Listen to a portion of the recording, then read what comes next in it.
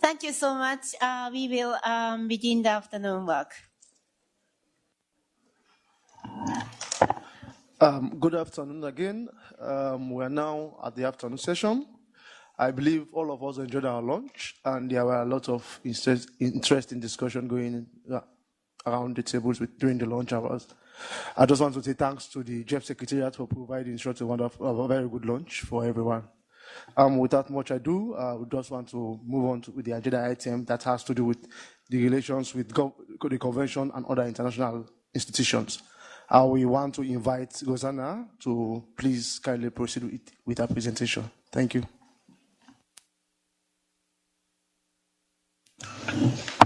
Thank you. Thanks very much.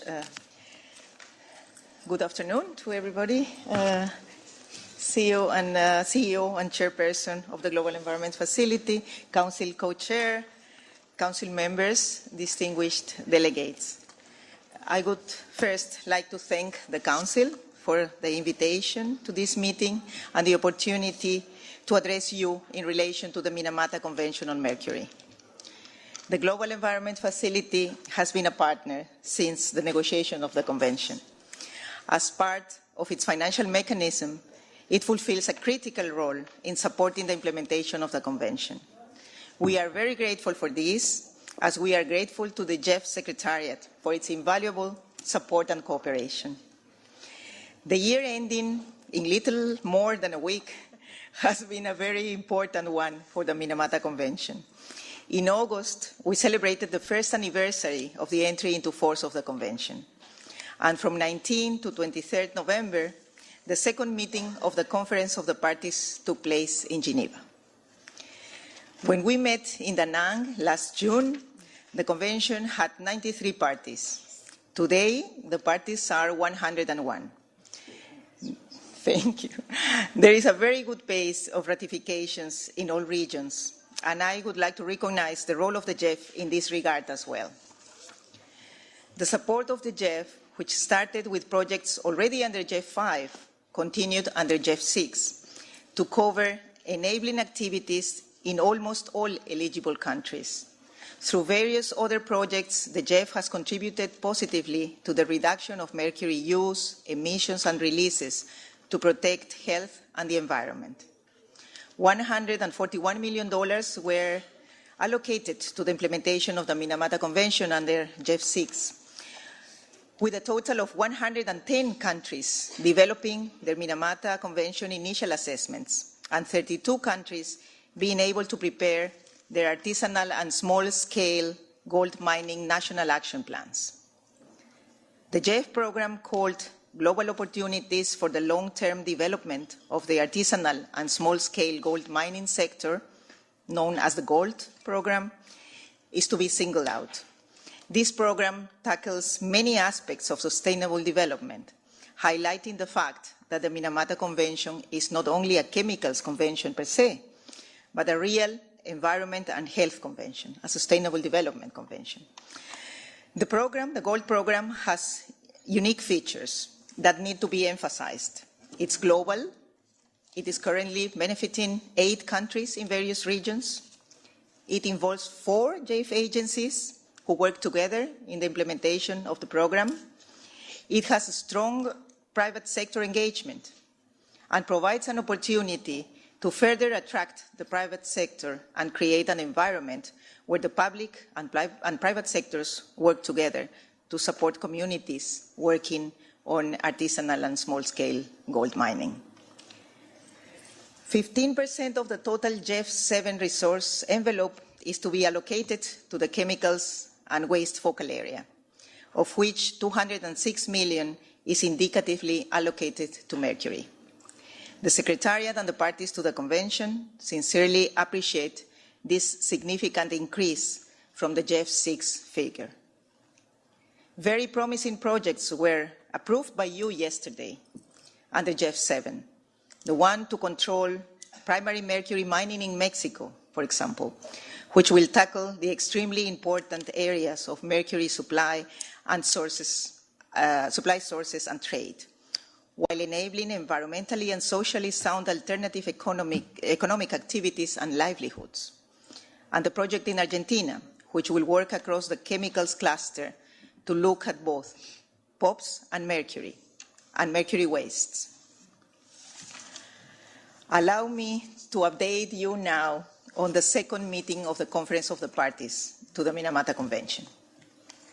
The COP decided to accept the offer of the government of Switzerland to host the Minamata Convention Secretariat in Geneva, and requested the United Nations Environment Programme to continue performing secretariat functions for the convention. The COP approved and updated the budget for 2019 within the current biennium, and adopted a decision regarding the delivery of secretariat services, which includes the sharing of relevant secretariat services with the Basel, Rotterdam, and Stockholm Convention Secretariat.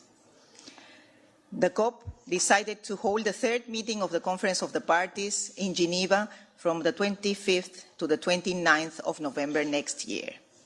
This means in less than a year, we will have COP3. Important decisions on the various technical matters addressed by the Convention were adopted. They will allow the Convention to move forwards regarding its implementation and therefore attaining its objectives.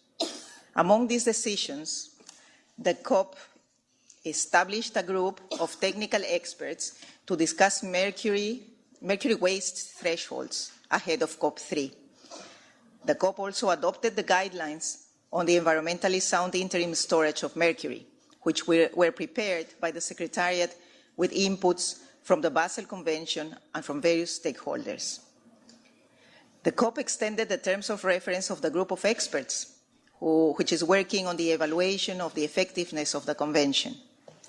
The COP requested the Secretariat to collect information on capacity building and technical assistance to support countries in implementing their obligations under the Convention, and report thereon to COP3. The COP also requested the Secretariat to convene a process with the participation of parties and stakeholders to prepare a revised version of the draft guidance on the management of contaminated sites. The COP adopted as well the MOU between the GEF Council and the Minamata COP. The president elected by the meeting, whose term of office commenced at the closure of the second meeting of the COP, transmitted to the GEF Council the MOU adopted by the COP, with a letter dated 12th December 2018. The COP as well adopted the rules of procedure of the Implementation and Compliance Committee of the Convention. At the COP, important pledges were made to fund projects under the specific international program to support capacity building and technical assistance, which is the other entity of the Convention's financial mechanism. The pledges made by Norway, Switzerland, and Denmark amount to over $2 million. And I take this opportunity to thank as well the GEF and the donors, and the GEF for having participated in the review of projects under this program, the specific international program, which together with the GEF form the financial mechanism of the Convention.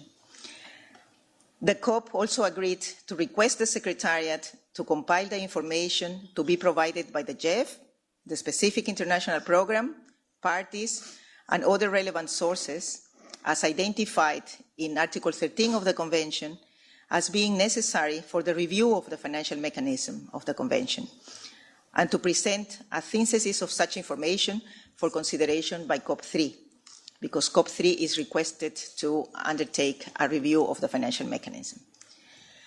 I am convinced that with the support of the GEF in the successful implementation of the Convention, we will together be able to protect human health and the environment from anthropogenic emissions and releases of mercury and mercury compounds. And over time, we will together make mercury history. Thank you very much.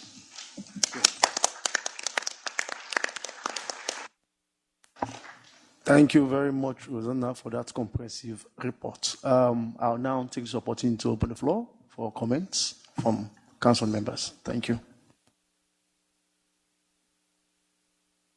Jos, you have the floor. Thank you, Chair. It's just, couldn't we hear from the other conventions also first, and then maybe make comments and questions to all of them? Or I leave it in your hands to organize in any way. Thank you, Jos.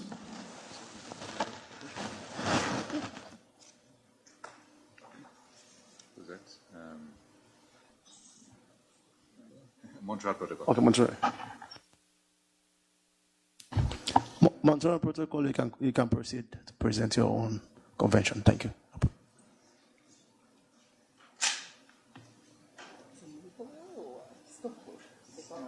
Stockholm? No. Yeah, Stockholm? Stockholm Stockholm too, but the sign said Montreal on it. Okay. Awesome. Maybe we, okay, CBR. Okay, now I will advise maybe we go this format. We will start with Stockholm, then followed by UNCCD. Thank you. As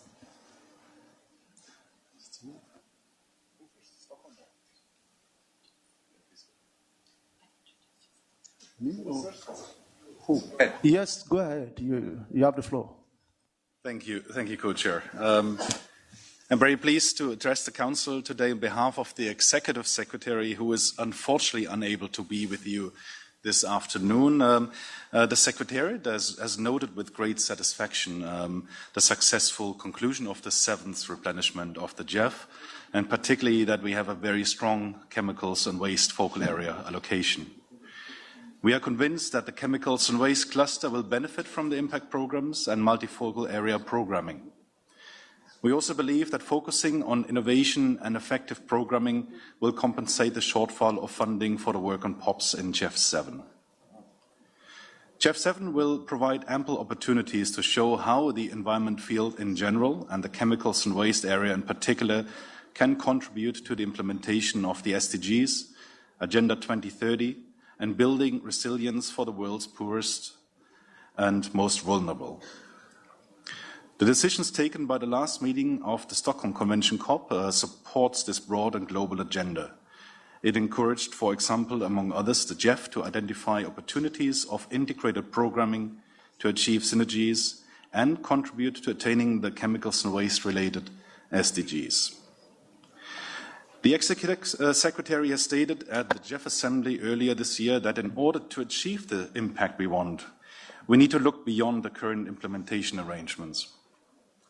The Secretariat has taken a proactive stance and convened in November 2018 a brainstorming session for the implementation of priority activities under the Stockholm Convention for 2018 to 22 in the broader context of the Secretariat's Technical Assistance Programme.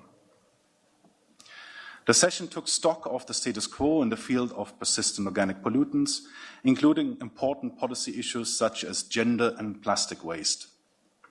Participants also provided feedback regarding their strategies for the implementation of priority activities in the context of the Convention. Based on the positive feedback received from participants, the Secretariat looks forward to continuing these brainstorming sessions. The minutes of the meeting will be submitted to the COP as an information document, more precisely information document number 56. The Executive Secretary has also pointed out at the GEF Assembly that engaging the new project agencies, particularly in the chemicals and waste cluster, will be critical to make GEF 7 a success. The Secretariat has met with several of the agencies in the past month, with IUCN, for example, just in the week before the Council. We have seen great willingness to work on chemicals and waste projects and harnessing opportunities for multifocal area projects and cost-cutting approaches. I would like to conclude by providing some information about our next conferences of the parties, which are just around the corner. The meetings will be held back-to-back from 29 April to 10 May 2019 in Geneva, Switzerland. Regional preparatory meetings will be held in March 2019 in China, Czech Republic, Kenya, and Uruguay. The theme for the meetings is Clean Planet, Healthy People, Sound Management of Chemicals and Waste, and we expect about 1,500 participants from up to 186 parties. The meetings will include, as it has been the case for the past sessions, joint sessions covering items on the agenda of at least 2 COPs, and separate sessions covering convention-specific agenda items. A high-level segment is not foreseen. The tentative schedules of the work of the COPs and the provisional agendas are available already on the convention websites. To be a bit more in detail for what we can expect under the Stockholm Convention, the following main issues will be discussed. The possible adoption of a compliance mechanism, the continued work on the effectiveness evaluation of the Convention, and then of relevance to the GEF, the terms of reference for the work on the review of the financial mechanism, the 5th one, and the needs assessment for the period to 2022 to 2026. And then finally, the listing of 2 new chemicals in the annexes, more precisely dicofol and perfluorooctanoic acid P4, its salts and P4-related compounds. It also includes a proposal to amend Article 8 and Annex D of the Convention on screening and listing of new chemicals in relation to a submission received by the Russian Federation. Finally, it is worthwhile to mention that the Basel Convention, among others, will discuss a proposal to set up a new partnership on plastic waste and consider proposals to amend Annexes 2, 8, and 9 of the Convention submitted by Norway in relation to solid plastic waste. And finally, an information technology fair will be held from 2nd to 4th May to promote and facilitate the exchange of information for the implementation of the conventions by providing an opportunity for partner institutions, NGOs, IGOs, academia, private companies, and the Basel and Stockholm Convention regional centers to exhibit their information projects and technologies that are available to support the implementation of all 3 conventions. Thank you very much for the opportunity to address the Council. Thank you. We now call on UNCCD, followed by UNFCCC. Thank you. Thank you very much for the opportunity to address the Council on behalf of our Executive Secretary, Monique Barbu. Our parties are now preparing for the meeting in Guyana in late January of the Committee for the Review of Implementation of the Convention. And a key issue of discussion will be the process of achieving land degradation neutrality. In that context, we note with appreciation the incorporation of land degradation neutrality within the work program of the staff. The close collaboration in this area between the Convention Secretariat, the GEF Secretariat, staff, and the UNCCD Science and Policy Interface is an excellent example of aligning science, global environmental benefits financing, multilateral environmental agreements, and country priorities. In fact, with support from the GEF, more than 100 countries are finalizing the process of the land degradation neutrality target setting program. But now the real challenge begins, supporting countries in achieving these targets through transformative projects. We are supporting countries, particularly in the earliest stages of project preparation, to facilitate the process of going from the technical work that was done during the LDN target setting to initial concept notes that can be used by countries to program their GEF resources. We would like to thank the GEF Secretariat for being part of this dialogue, which we believe will contribute to enhance the overall efficiency of the project preparation cycle for the land degradation focal area. Achieving LDN targets will require the ability to crowd in a broad range of financing vehicles, and the recent operationalization of the LDN fund that the Convention has spearheaded will contribute to this process and ensure that blended and private finance is also part of this process. We are working very closely with the 2 other Rio Convention, following the guidance from our respective parties to seek ways to enhance synergies. This makes sense. We are working for the same planet and to address a common set of sustainable development challenges. The 3 executive secretaries are working together to increase the capacity of the respective focal points, and we believe that this work will lead to enhanced integrated approaches that will ultimately lead to more impactful GEF projects. As climate change continues to pose a threat to sustainable development efforts, our work in the land degradation focal area will be critical to ensure we can harness the capacity of our planet to sequester carbon. If we stop land degradation and reclaim the land that we have degraded, we will be in business to achieve land degradation neutrality, and more importantly, harness the role that land plays in accelerating the achievement of all the SDGs. Thank you very much for the opportunity to address the Council. Thank you very much. We'll call on UNFCCC, followed by CBD. Thank you for the floor, and good afternoon to the Council members for allowing me to address the Council on behalf of the Executive Secretary, Patricia Espinosa. The UNFCCC COP finished 3 days ago on Sunday midnight, and I have the pleasure to inform you that the COP had a successful outcome in finalizing the Paris Agreement work program, adopting a robust set of guidelines for implementing the Paris Agreement. The agreed Katowice climate package, comprised with more than 10 decisions by the COP and the CMA, designed to operationalize the climate change regime contained in the Paris Agreement and promote international cooperation and encourage greater ambition. The Katowice package includes guidelines that will operationalize the transparency framework, setting out how countries will provide information in their NDCs, mitigation and adaptation measures they will undertake, as well as details of financial support for climate action in developing countries. How to conduct a global stocktake in 2023 on the effectiveness of climate action, how to assess progress on the development and transfer of technology, decision that the adaptation fund shall serve the Paris Agreement, modalities for the accounting of financial resources provided and mobilized through public interventions in accordance with Article 9.7 of the Paris Agreement, the process for establishing long-term targets on climate finance from 2025 to support developing countries, and identification of ex-ante information to be provided by parties in accordance with Article 9.5 of the Paris Agreement. On the use of cooperative approaches as well as the Sustainable Development Mechanism, as contained in the Paris Agreement's Article 6, parties agreed to continuous discussion under the SUBSTA at this next session. It is also notable that the Standing Committee on Finance, which is a constituted body under the UNFCCC that assists the COP in matters relating to financial mechanism, was mandated to prepare every 4 years a report on the determination of the needs of developing country parties relating to implementing the Convention and the Paris Agreement for consideration by the COP and the CMA in 2020. The SCF was also mandated to map every 4 years as part of its biennial assessment and overview of climate finance flows, the available information relevant to Article 2.1c of the Paris Agreement, which is related to making finance flows consistent with a pathway towards low greenhouse gas emissions and climate-resilient development.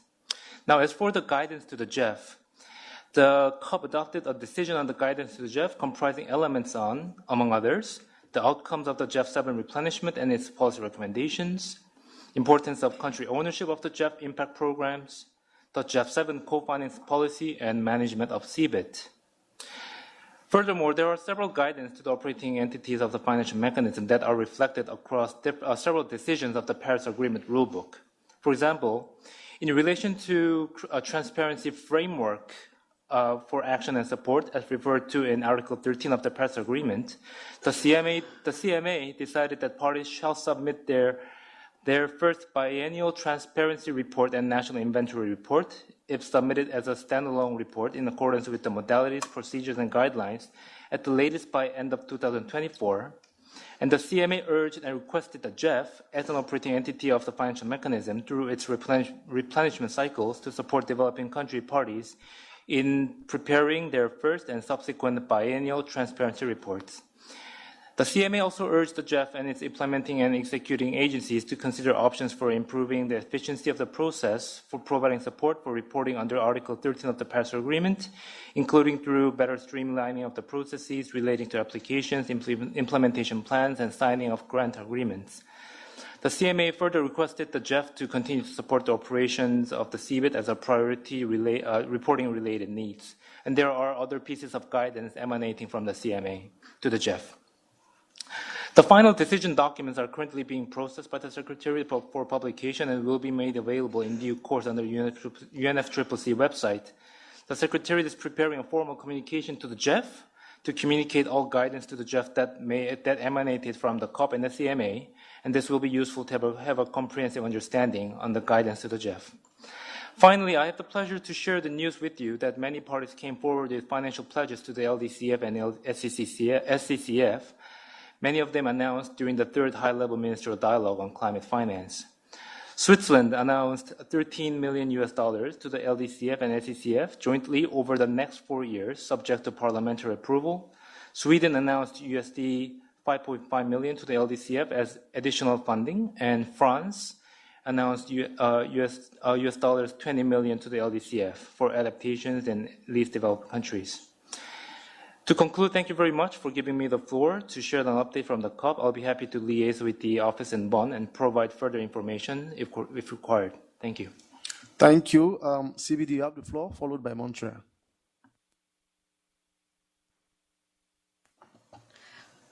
Thank you, Co-Chair. On behalf of the Executive Secretary of the Convention on Biological Diversity, I'm pleased to provide the GEF Council with a brief summary of the outcomes of the 2018 United Nations Biodiversity Conference that was held in Sharm el-Sheikh, Egypt in November under the theme Investing in Biodiversity for People and Planet. The conference comprised the 14th meeting of the Conference of the Parties to the Convention that adopted 37 decisions, the 9th meeting of the Conference of the Parties, serving as the meeting of the parties to the Cartagena Protocol on Biosafety, that adopted 16 decisions, and the 3rd meeting of the Conference of the Parties, serving as a meeting of the parties to the Nagoya Protocol on Access and Benefit Sharing, that also adopted 16 decisions. An African Ministerial Summit held immediately prior to COP14 produced a ministerial declaration as well as the Pan-African Action Agenda on Ecosystems Restoration for Increased Resilience. The high-level segment of the conference, held from 14th to 15th November, adopted the Sharm el-Sheikh Declaration, Investing in Biodiversity for People and Planet. To engage all sectors and stakeholders, the governments of Egypt and China, the current presidency and the incoming presidency, and the CBD Secretariat announced the launch of a Sharm el-Sheikh to Beijing Action Agenda for Nature and People to catalyze, collect, and celebrate actions taken in support of biodiversity conservation and its sustainable use. Additionally, with IUCN and UNESCO, the Secretariat set in motion an initiative towards an alliance for nature and culture with an intended launch at COP15. The conference adopted the process for developing the post-2020 Global Biodiversity Framework and requested the Executive Secretary to facilitate implementation of the process. An open-ended working group was established to facilitate the negotiation of this framework during the intersessional period.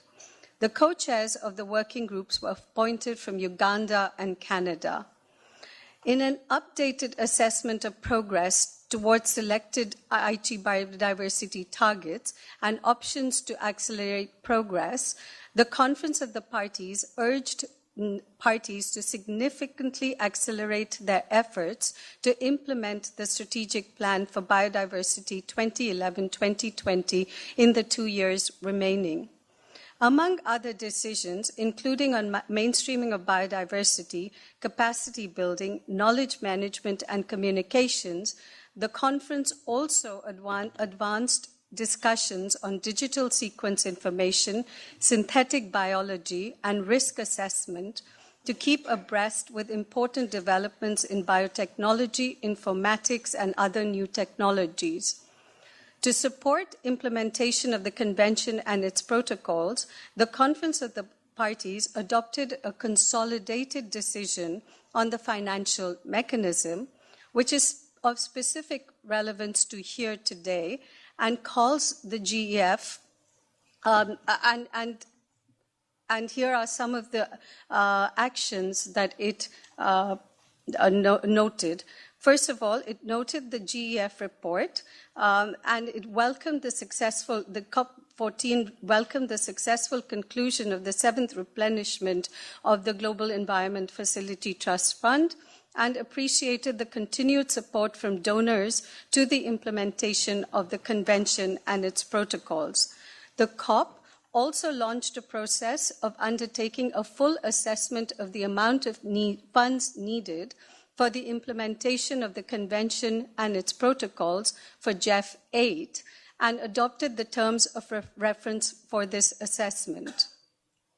The report of the GEF 8 funding needs assessment will be first considered by the 3rd meeting of the subsidiary bodies on implementation, and subsequently by COP15 to be held in Beijing. COP14 also noted the alignment between the GEF 7 biodiversity programming directions and the guidance from COP13, and further invited the GEF to continue its support for national implementation activities under the Strategic Plan for Biodiversity 2011 and 2020 in an efficient manner.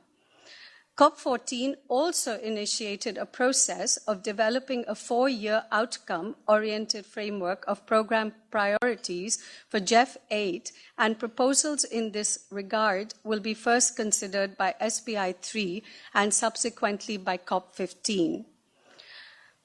By using the 6th overall performance study of the Global Environment Facility as a good basis, COP14 concluded its 5th review of the effectiveness of the financial mechanism and invited the GEF to take several effectiveness actions in the following area: drivers targeted approaches and programs, conflict resolution, sustainability, partnership and co-financing. COP also requested that the 6th review of the effectiveness of the financial mechanism take into account the experience gained from past reviews. This may include using the 7th overall performance study of the Global Environment Facility as a basis, and to this effect, the Independent Evaluation Office of the GEF will be of specific relevance. Lastly, COP14 further provided 2 specific provisions to encourage the Executive Secretary to work closely with the Global Environment Facility in the transition to the post-2020 Global Biodiversity Framework, and work closely with agencies associated with the Global Environment Facility in the transition to the post-2020 Global Biodiversity Framework, taking into account the need to promote greater synergies between GEF and other financial mechanisms. Indeed, GEF and other relevant financial institutions need to be fully engaged in the process of developing the post-2020 Global Biodiversity Framework. The COP also launched a process of undertaking a full, Sorry about that. The parties to the convention encourage very much welcome continuing contributions of the GEF throughout the post-2020 process. Finally, the General Assembly last month also adopted a resolution that contained a decision to convene a summit on biodiversity at a heads of state level before COP15 in 2020. Thank you, Chair. Yeah, thank you very much. We call on lastly Montreal to please present also. Thank you. Thank you, Mr. Chairman. Mr. Chairman and Council members, on behalf of the Executive Secretary, I would like to report on an important development in the context of the Montreal Protocol on substances that depleted the ozone layer. As most of you may be aware, the parties to the Montreal Protocol amended the protocol in 2016 to include a new group of 18 chemicals called hydrofluorocarbons to be controlled under the Montreal Protocol. This amendment, which is subject to ratification by all parties to the protocol, has to date been ratified by 64 parties, the latest being Japan, which ratified the amendment just yesterday. The Kigali Amendment is expected to enter into force on 1st January 2019, just 11 days from now, after which its implementation will begin. It is expected that the implementation of the Kigali Amendment will contribute towards the reduction of global warming by 0.4 degrees Celsius by the end of this century.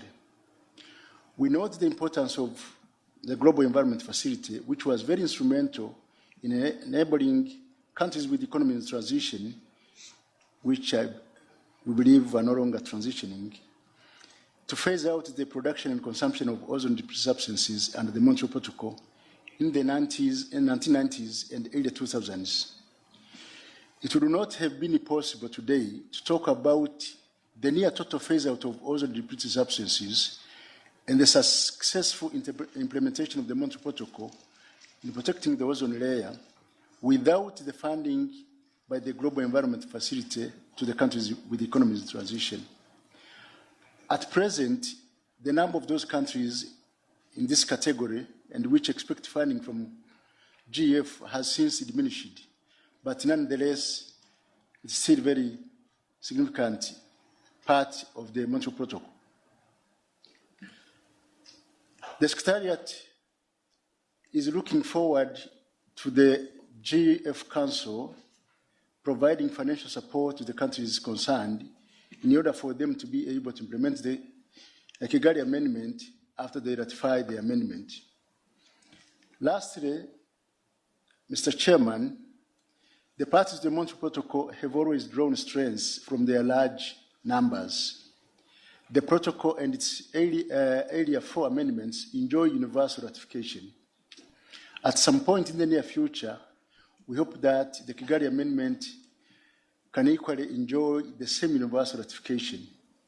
In this context, at the last meeting of the parties, which took place last month in Quito, Ecuador, the parties adopted a decision which appealed to all parties to Montreal Protocol to ratify the amendment so that it can be implemented by drawing strengths of numbers which would ratify the Kigali Amendment.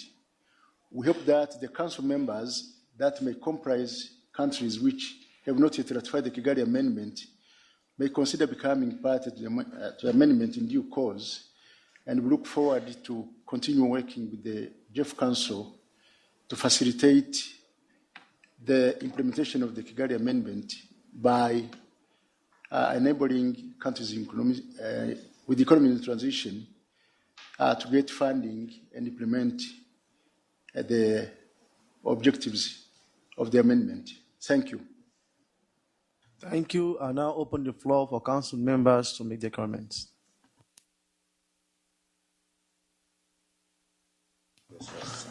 Jos from Belgium, yeah. You have the floor. Thank you. Thank you. Polish cold. Sorry. Thank you for the floor and good afternoon, colleagues. And thank you to Madam Executive Secretary and all the colleagues from the conventions for the informative presentations. Very happy with regard to Minamata that the convention seems to run smoothly, has taken off well. We note that there's a considerable support foreseen by the GEF for the Minamata parties, developing country parties, and we look forward to have good results there. We're always looking at the performance within and compare within focal areas and within one focal area between the different issues. So in the chemicals and waste cluster, for instance.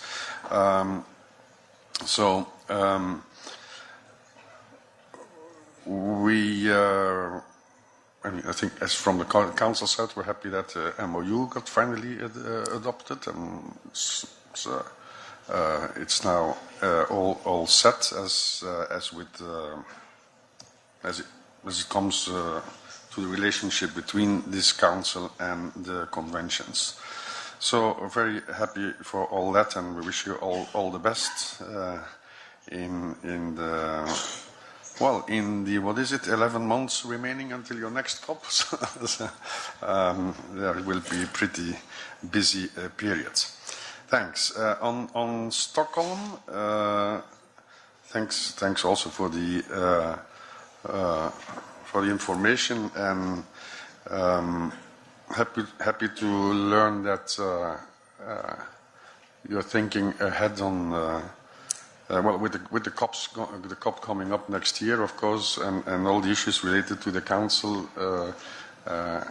We're happy to learn that you're fully preparing that, and that, as with other conventions, there's a very close cooperation between the secretariats, meaning your secretariat and the GEF secretariat, as it is for all the conventions, I must say, and that's the way it should be.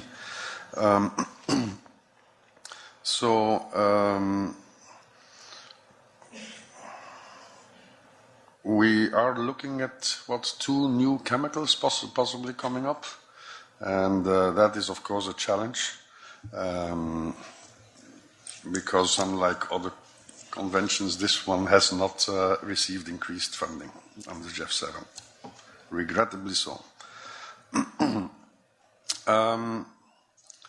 So all the best in the preparation for the next COP. UNCCD. Also there, I was also pleased with the STEP, the collaboration with the STEP, and we know that they have a lot of good things and advice to give, and I hope that that will help in what is now your biggest task, which is the supporting the countries in going forward towards the land degradation neutrality targets that most of them, I think, have set now. So we're looking forward to what the Committee on Review of Implementation of the Convention will produce in, I think it's January. So that will be feed into our next council meeting. UNFCCC, it seems like an eternity ago, it was just like a couple of days, isn't it? But I wasn't there until the last moment. I had to go home and wash a couple of socks before coming to Washington. So that's why I couldn't stay. But we have a Paris rule book which is, I think, a good compromise. It remains a compromise, so everybody's equally unhappy, then it's good. And there needs to be further work done on several issues, and we, of course, from the GEF perspective, we're happy that with the announcements of the contributions to the LDCF, you should not forget Belgium next time. It's only part of Belgium. I think that's the reason.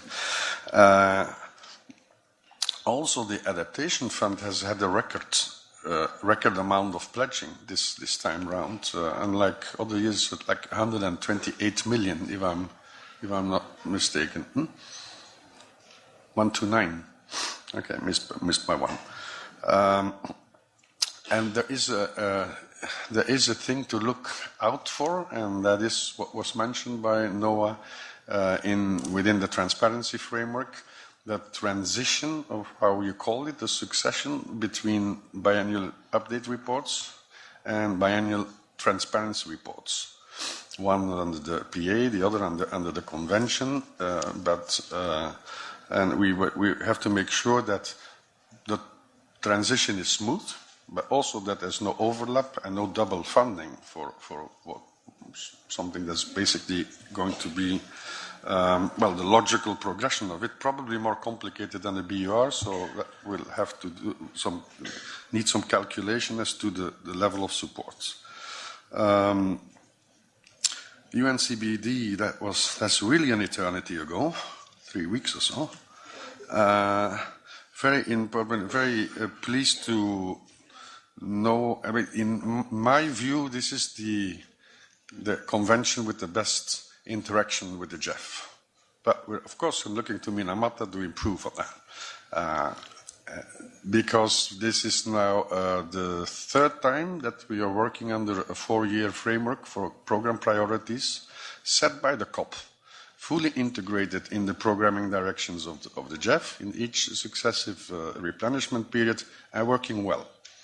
And no major complaints during the COP. So that's really something that I hope all conventions could do that. That's, well, there's still time. And one important thing is it was very, very interesting to see how it actually works, because 2 years ago there was the 4-year programming, that's in the programming directions, there was also the consolidated guidance. And of course this COP had also guidance, but we could actually point to the consolidated guidance to say, shall we really repeat this again? Or this guidance is given, and every 4 years the consolidation is done and is reviewed, and that's how it should work. And then you save a lot of negotiating time and stressing time every 2 years. So, but next time around it will be, of course, again the big exercise, but then again between the GEF Secretariat and the Convention Secretariat, the collaboration is such that it's well prepared. Of course, the parties have their input, and things can change, and focus can a little bit be nuanced and so. But basically, the base is always led for a good and efficient process.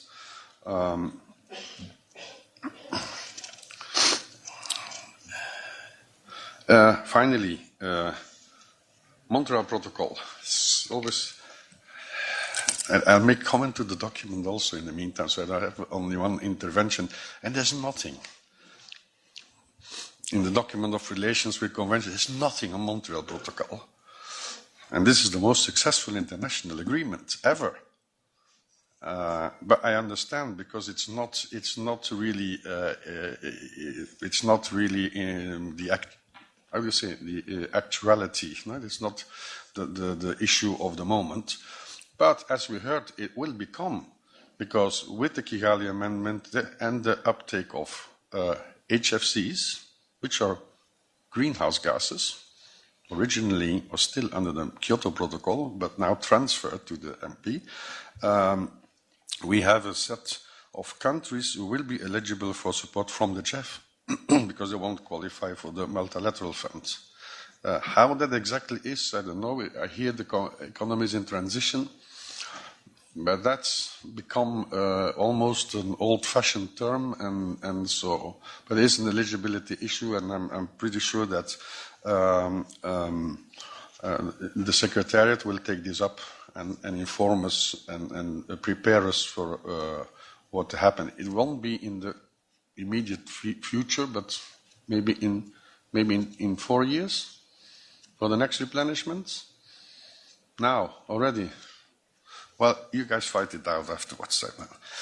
But the science shows that if HFCs are taken care of, 0.4 centigrade can be discounted from the well under 2 or 1.5 targets under the climate change. So it is important to make sure that also the countries that are not eligible for the multilateral fund can receive the necessary supports. And I'll stop here. Thank you.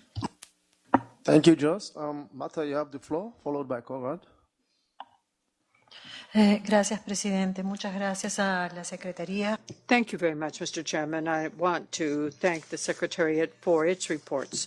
I have 2 things to say. I wanted to congratulate the Minamata Secretariat for having supported us in Peru. You helped us hold that meeting on the global position of Latin America as a preparatory meeting for COP. So we appreciate that. That was a very valuable contribution. Also, we want to congratulate Chile, a member of our constituency. As you know, Chile will be hosting the upcoming COP meeting, and it will have the challenge of getting us all together. I understand that this will be in January of 2020. We will be looking at our nationally determined contributions and also increase our commitments. Thank you. Followed by Jane Peters. Thank you, Mr. Co-Chair. I would like to convey to the Secretariat the appreciation of my colleagues who were attending CBD and climate COPs, their appreciation of GEF, which they felt were very active, very visible in the negotiations, but also in side events. And it was particularly noted also that you managed to answer well difficult questions regarding the guidance. So this is a very appreciated GEF performance at these COPs. I would like to highlight another question, not related specifically to convention, but the relations between GEF and GCF. We would be very interested to know what is your assessment in the substance of the discussions ongoing between GEF and GCF regarding the complementarity of the two funds. This will be certainly a very important issue in the upcoming GCF1 replenishment.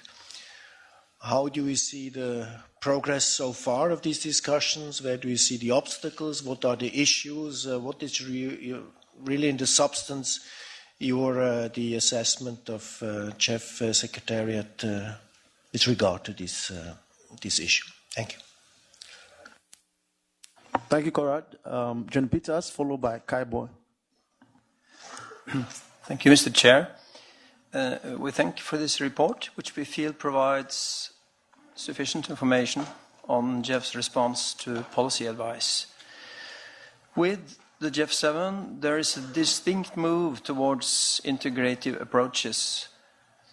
Under this agenda item last year, the last council meeting, there was an interesting section on engagement with conventions to facilitate synergies. This is not really dealt with in the document before us. We would therefore like to reiterate our proposal from last council meeting that future reports should describe how policy advice from different conventions are analyzed together and used to design integrative programs and find synergies. In this way, we could achieve greater transparency as well how policy advice actually contribute to such integrated programs. On the Minamata Convention, we note progress over the last years, facilitated by GEF funding activities to get the convention up and going. We now have a solid foundation for future activities, and we also appreciate that it was recently possible to adopt the MOU between the convention and the GEF. We would also like to refer to the replenishment negotiations, where policies for global efforts against marine littering and microplastics were given a much more solid basis in the GEF. This included efforts under both chemical waste and international waters focal areas, linking more clearly to measures at source. Now comes the hard part, how to follow up in practice. There is a process under the Stockholm Convention to establish policy dialogue and advice on these issues. We encourage the GEF Secretariat to engage in a dialogue with the Stockholm Convention on how to develop projects dealing with marine littering issues at source. Any information from the Secretariat on how to follow up this aspect of advice from the negotiations on G7 policy framework will be appreciated. Finally, to echo Switzerland, the relationship between Green Climate Fund and GEF is becoming increasingly important. We appreciate the information provided on efforts to enhance coordination and minimize overlapping activities, in particular at the national level. We would also like to reiterate our support for the idea proposed earlier of countries and agencies summarizing their respective GEF and GCF support to enable better tracking, also identify opportunities for linkages. Thank you. Thank you. Kaiboy, followed by Brian.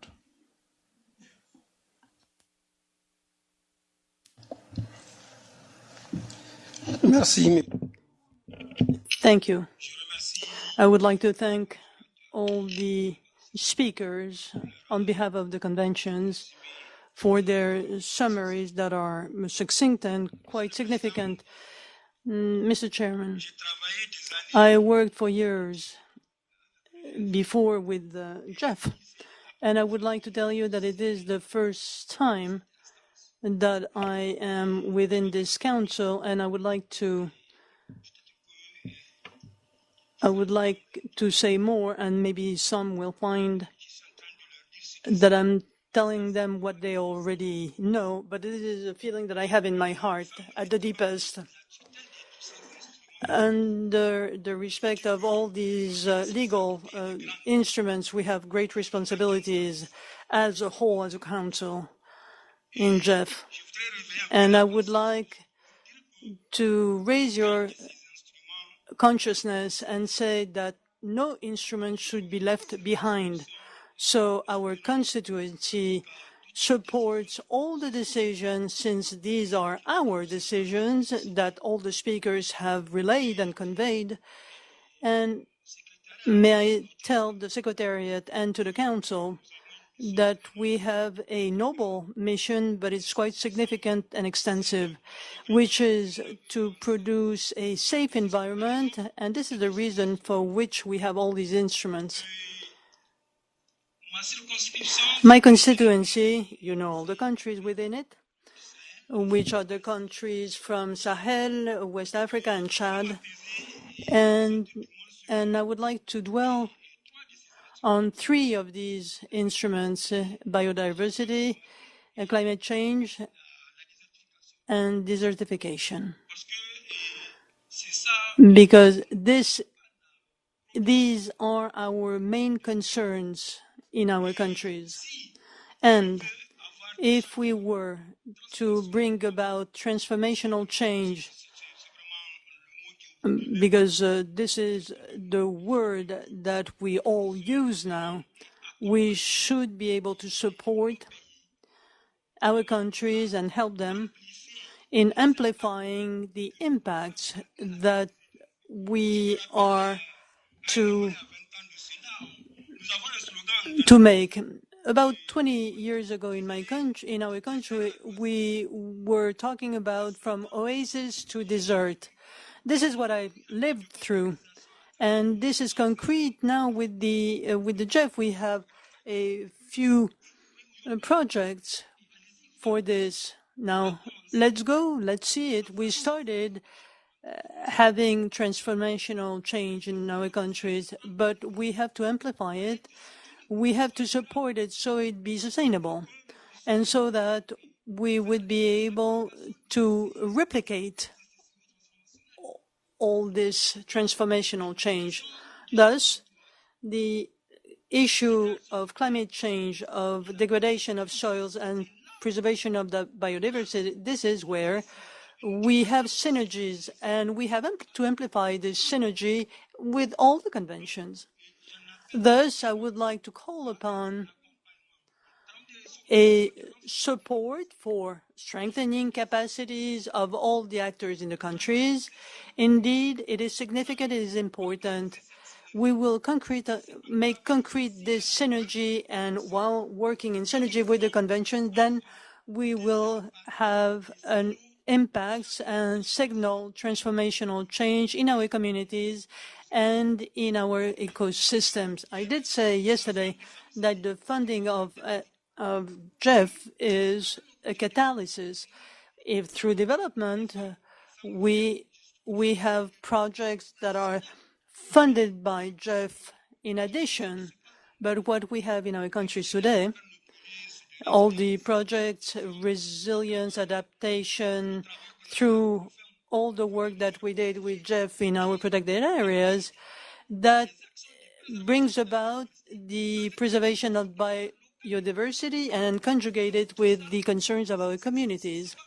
So this is a whole harmony, and this settles our concerns, and I would like to invite the Scientific and Evaluation Office to come to our country to see the reality on the ground. We work in a desert ecosystem, but still we would like to show how we are improving the potential that is in irrigation in our country and how we transform some communities that are in husbandry but did become agriculture professionals. So this is where the transformational change has to be brought about in our communities, in our ecosystem. This is the role of all the instruments that we looked at today. This is my call.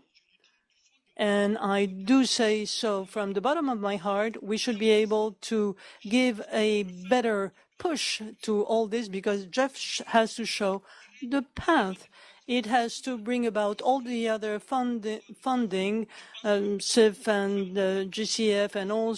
We are under these instruments and we should show the path for this. And to conclude, as you may know, in our countries, we have commitments within the Paris Accord and also in SDGs.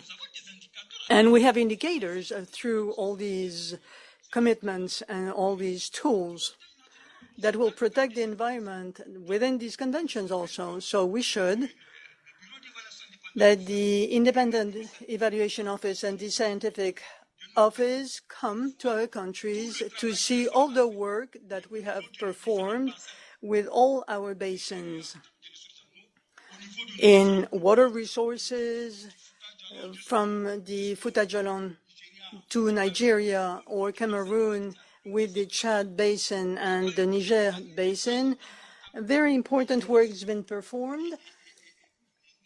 And I think that the results that we performed should be amplified and supported so that they be sustainable, so as to have the transformational change that we are wishing for, with also fighting the degradation of soils. Maybe I'm in planning, so I'm not the best to talk about this, but still for our countries, what we're doing in the case of deterioration of the soils, we are doing adaptation. This is really what will save our planet. This is what I wanted to tell you. Thank you very much, sir and madam.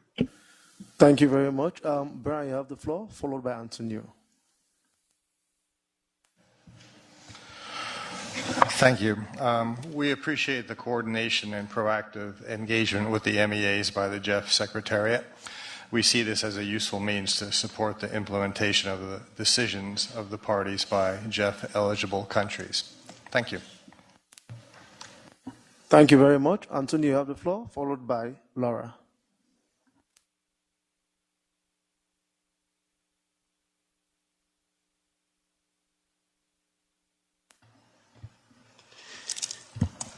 Muchas gracias, señor presidente. Quiero agradecer. Thank you very much, Mr. Co-Chair. I want to thank everyone who has spoken here for their excellent reports, and I especially want to thank the countries that looked at the GEF 7 framework, especially the region of Central Africa, since it is the second forest massive in the world, so it's important in terms of biodiversity. And our sub-region is very pleased to see the recommendation from the Biodiversity Convention that has to do with assuring success of interventions with a long-term perspective, taking into account the fact that sustainability of the integration of biodiversity depends on programming across several phases, and that has to be supported by financing. However, we do want to raise a concern. We're concerned to see that right now the human-wildlife conflict is not being taken into account. You know that there are some endangered species. That is a case of Central Africa, where there are elephants, and they represent a threat to community populations, and to a great extent, they're vulnerable. The government in the Central African region are having to face major problems trying to address the human-wildlife conflict in specific areas and in specific instances like these elephants that are causing conflicts within the framework of preserving biodiversity. So I would ask the Council to address aspects of this nature. This has to do with additionality of projects, and perhaps this case can receive special attention so that we can look at potential solutions. Thank you.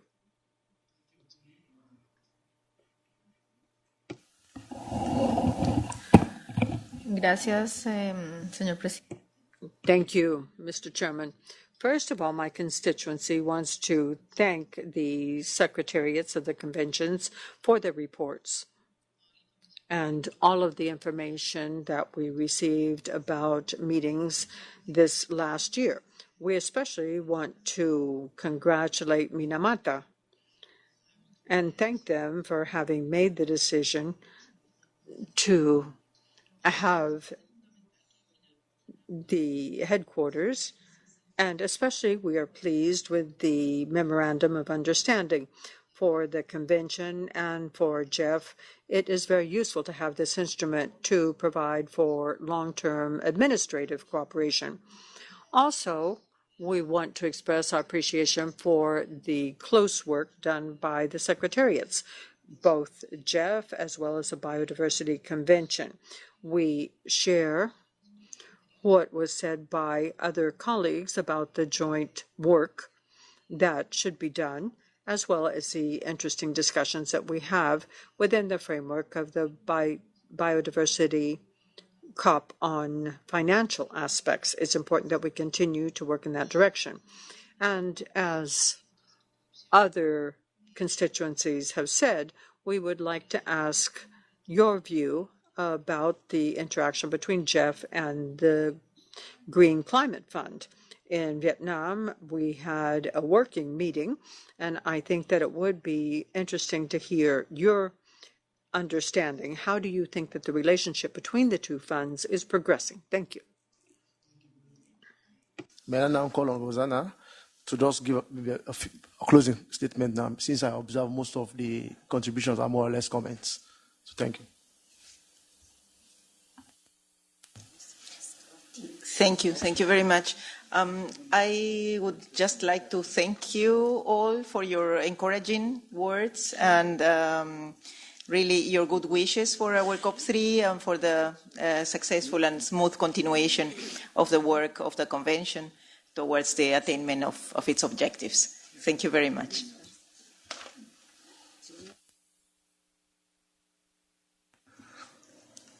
Thank you. We take all the comments that we got to heart, including how to introduce perhaps information that may not have been as clearly available in the current report, including the ones on how we've dealt with synergies.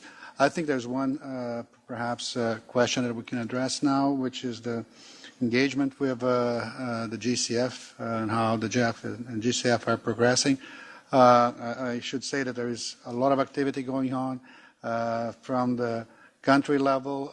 The GCF, like the GEF, organizes their own equivalents to national dialogues, and we have been exchanging information and building on one another whenever that's possible, and then whenever that's convenient. There was one recently conducted in Fiji, in which the GEF together with the GCF joined the GCF meeting and organized joint sessions. During convention COPs, we have also engagements with the countries. Actually, this past one on climate in Katowice, we had two sessions between the GEF and the GCF, one of them co-hosted by Naoko and the interim executive director of the GCF, with countries that have been engaging in dialogue take into consideration funding opportunities both from the GCF and the GEF, and including other potential mechanisms like the Adaptation Fund and LDCF. So we bring that information together, we discuss with countries, we call on countries that wish to have such coordinated dialogues, looking forward to building financial synergies and complementarities and investments. And also through that dialogue, we uncover possible overlaps in financing that we want to avoid. Sometimes that happens not by any ill intention, it's just a question of understanding where the different requests are coming from and how we can harmonize and make the use of resources efficient across the two conventions. But at the end of the day, the GCF is a convention of the climate change agreement, and the GEF is the financial mechanism of 5 other conventions. So there is an overlap, an important one there, but we are very mindful that that space is the one that we can build together. And the other space is probably not necessarily the purview of the GCF. I'd just like to describe, to tell you that we have a representative from the GCF attending the meeting here. He can also, on the sidelines, be a source of conversation, how they are seeing this from their perspective. So we invite that discussion as well.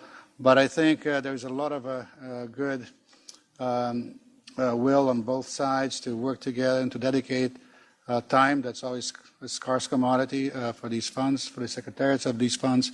But we are seriously committed to evolving this dialogue and evolving this work and having actual practical consequences for resource programming on the ground. Thank you.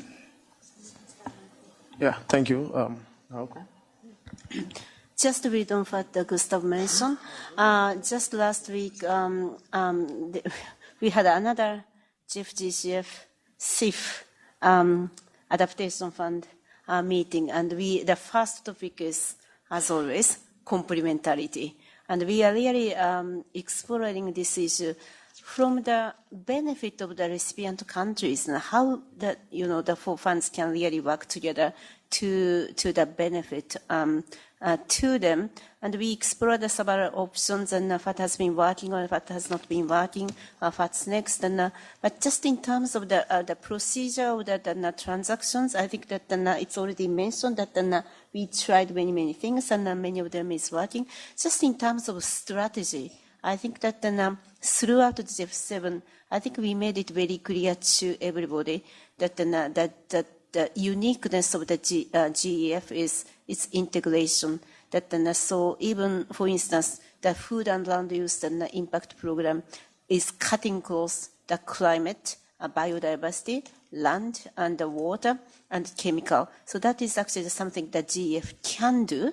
That of course that GCF these days and having a lot of projects on the forest, but maybe from their point of view, the main target is the carbon. So that's actually the difference between 2 funds. And and another thing which I think that we made it very clear through GEF7 is that in terms of the narrowly focused the climate change mitigation area, I think that we try to actually focus on where we can really spur the innovation, so that again that we try not to do a, how do you call it, plain vanilla kind of climate change mitigation project. We try not to do it, and I thought that it's more like an area for the GCF and other funds. So I thought that it became quite clear to all of us, and I hope that this is a kind of agreement or understanding at this table. And then I also like to request that many of you are also sitting at the GCF board, and if you have a different idea that what the complementarity may look like, I really would like to learn from you and hear from you that how we could also digest your message. So that's maybe one thing I would like to add. Thank you, Naoko. In view of all these discussions, I want to invite the Council to adopt the draft decision on this agenda item. Okay, thank you. We are moving to the next agenda item, which is on options for responsible investment strategy. I just want to invite the team to the high table.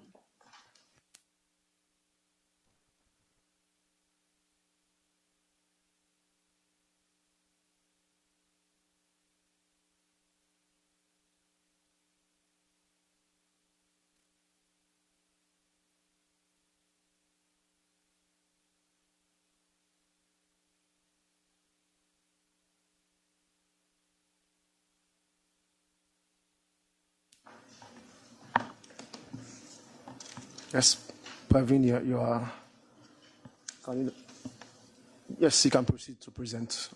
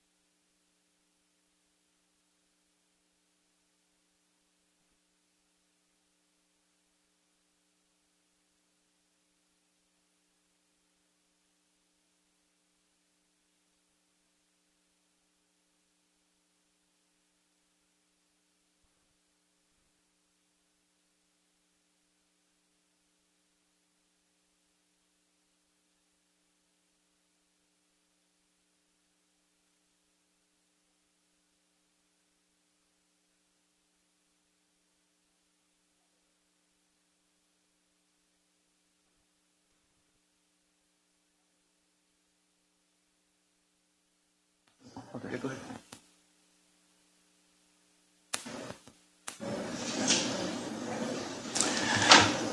Good afternoon, everyone. We're here to discuss the document GEF C.55.13 titled Responsible Investments for the GEF Trust Fund as a part of World Bank Trust Fund Pool. It's been presented in response to the GEF 7 policy recommendation for the trustee to develop responsible investment options for the GEF Trust Fund. What we see here is the revised text, the decision text has just been circulated for the council members' consideration. This discussion note provides an update on the progress made by the World Bank as trustee in developing responsible investment guiding principles for the GEF Trust Fund as a part of the World Bank Trust Fund Pool. Mr. Tapiwa Sekipa from the World Bank Treasury Department would provide an update on the World Bank's efforts on this endeavor. Over to you. Yeah, thank you, Praveen. Okay. All right, thank you. It's always a pleasure to come and talk to you about this topic. I know we've addressed it on several council meetings, and I'm happy to say that we've made a lot of progress since then, and which is the result, the paper that you have in front of you, and the decision point that we're going to be making today. What I wanted to do was take maybe 5 to 10 minutes just to walk you through the context of how we've arrived where we are today, just so that you have a better sense of all the decisions that we have to make as the World Bank, but also what we're trying to achieve when we implement the strategy at the end of the day. So, just as background, obviously you know that the GEF funds are managed within the World Bank Trust Fund pool, but just so everyone is well aware of that trust fund pool, it numbers roughly 3,000 different trust funds, all of which have different aims, different investment horizons, different risk profiles. And so what we try to do is manage those funds, which number, I think, at the end of November, in the region of $30 billion, to some degree of heterogeneity, to make sure that we're taking into account everybody's needs, but at the same time making sure that we're also being efficient and keeping costs low for all participants. But the overriding aim for, I think, all participants in the pool is that it's making sure that your funds, the funds that the donors give to all these different trust funds, are available for disbursement at the time that they're needed. Right? So capital preservation is the overriding aim, and then liquidity on demand. So with that background, I wanted to just quickly show what the asset class mix was as of the end of September. And as you can see, again, looking at, or at least reflecting, the conservative investment profile and risk profile, it's mostly in government bonds and high-grade securities, mostly in the AA- and above rated category. So just making sure everything's going to be safe.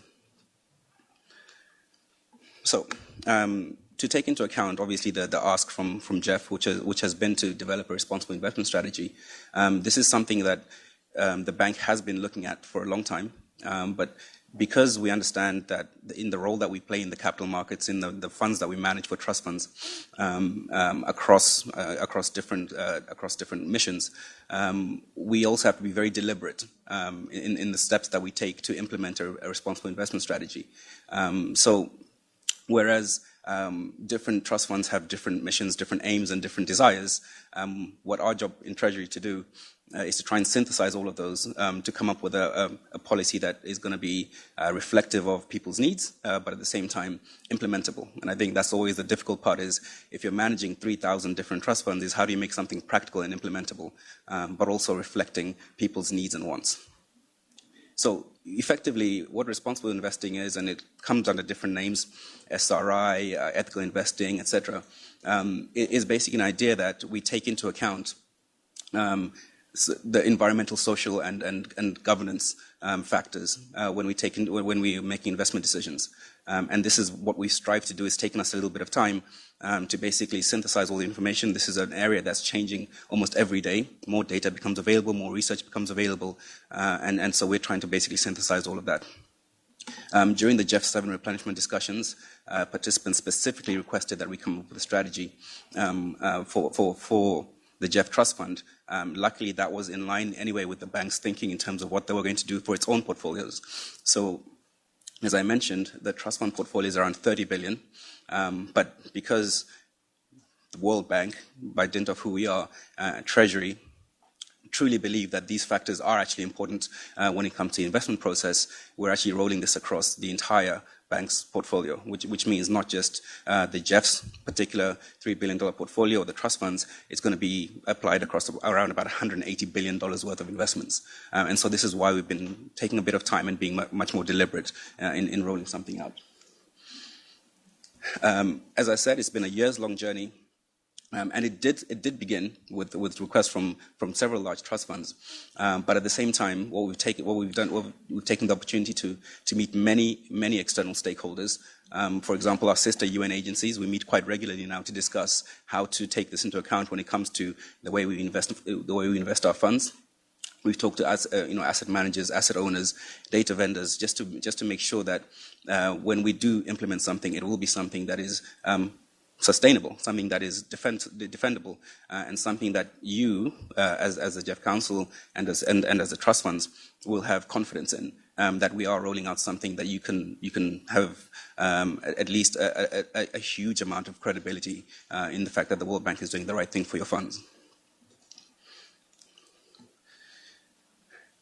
So to that end, given this years-long journey, what we're basically what we're doing now is in the process of going through our institutional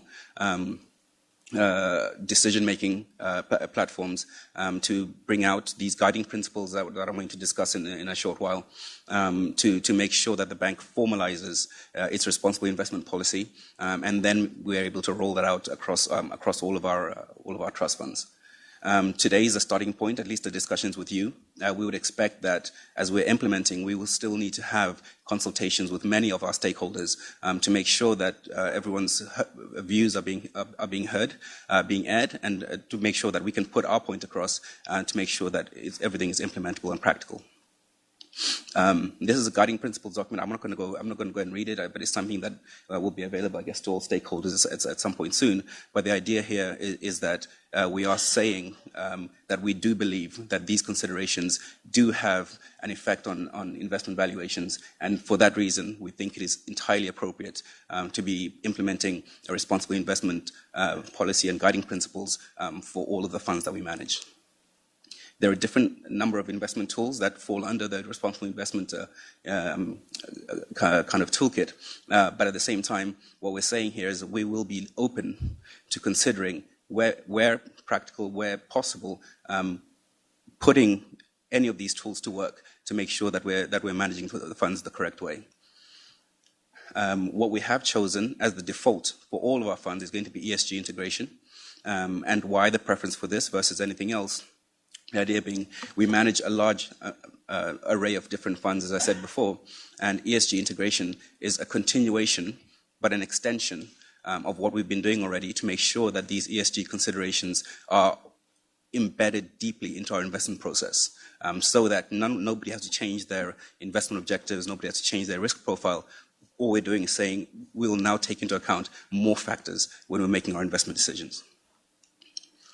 There'll be a two-stage approach, and I think this probably will reflect a journey that both us as the World Bank and the trust funds and everyone else will need to go through, which is figuring out what it means for us to be reporting, for example, on our ESG integration. What does it mean for the GEF Trust Fund to have ESG integration as part of its investment management process, and what are the expectations from you, the GEF Council, the donors, with respect to how this is going to work. Obviously, on day one, none of this will be clear because I think it's a learning, it's a journey for everybody. And so we're going to do a two-stage process, ESG awareness, where we're all kind of in a learning stage, and then the pure implementation where I think once we're comfortable with the way things are and we all know what we want from the reporting, will be quite clear. The next steps are to have the guiding principles formally approved within the bank's governance structure by the end of fiscal year 19. And that would mean having those come into force for the start of fiscal year 20. And so I think given that a target of July 2019 gives everybody the opportunity to kind of get comfortable, and also gives us time between now and then for further consultation with stakeholders. So I'll stop there. Try and take any questions or comments where people may have any. Okay, thanks to the team. Now I want to open the floor to council members for intervention. Let me start with Marita. You have the floor. Thank you.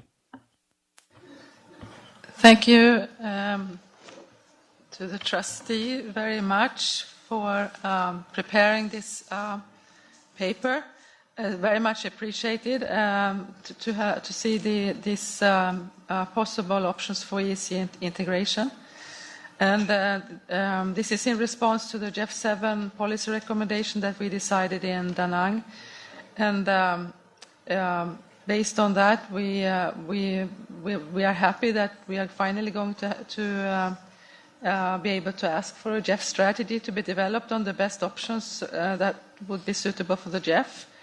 To ensure that investments in the future would be sustainable from an environmental and climate point of view. So I'll just go straight to the decision because the decision text, the proposed decision text that was circulated includes 2 amendments that we propose. The first one you can see in the beginning of the paragraph, starting with a reference to the decision we took in Da Nang. And the second amendment, there's a second amendment in the middle, which is takes note. And then the third final amendment towards the end is where we request the trustee to present a proposal for an ESG investment strategy for the GEF Trust Fund for the Council's consideration, promptly following the approval of the overarching responsible investment guiding principles by the World Bank. So this is 2 proposed amendments that we would like to table, and we hope you can support them. Thank you. Thank you.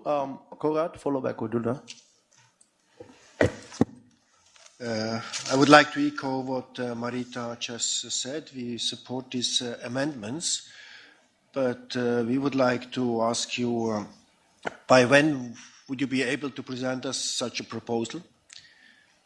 Would this be ready at the next council meeting already? And we are wondering, is it enough to have a strategy? Should there not also be guidelines? And yeah, thank you.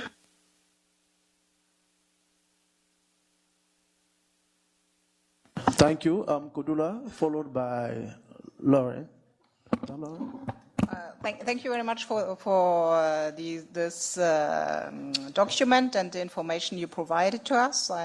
I'm happy to hear that the GEF is actually in advance of the big tanker of the World Bank and is eventually even pushing you to go faster than you would have gone without us. So at least I hope it is. This is the way, at least we see it. I would, like Konrad, I would like to understand the timing. If we take this decision now, when can we expect a decision about the final policy for the GEF to be taken? And when could we or should we actually in parallel start deliberations about what this policy could look like? And I would also want some more information about how much this could be different or more ambitious than the policy that the bank is actually aiming at, and if yes, how would we go about this? Thank you. Lauren, you have the floor, followed by Stephanie. Thank you, Chair, and thank you to the trustee for the presentation and the document. And thank you, Marita, for the alternative or the changes to the proposed decision. I think we would be okay to go along with that, but we would like to ask not only the same question about the timing, but also if when you present a specific option for the GEF, could you also present if there would be additional administrative costs, for example, if there's a specific principle or strategy for the GEF? Maybe you could already indicate something about that now, but it's probably something you'll have to look into more in detail. And then we just have 2 questions based on the document. In the discussion note, you mentioned that you've identified several challenges, or you envisage several challenges, and we'd like to better understand how you plan to overcome these challenges. For example, lack of global standards with respect to the ESG factors across regions and countries, and lack of a consistent way of reporting on ESG performance. And then finally, we'd like to understand how this overarching policy and a strategy possibly for the GEF is aligned with the fact that the MDBs have established a common goal of 100% alignment to paragraph 2.1c of the Paris Agreement, and if the principles there are also aligned with what is in the overarching strategy. Thank you. Thank you. Stephanie, you have the floor, followed by Matthew. Merci, Monsieur le Président.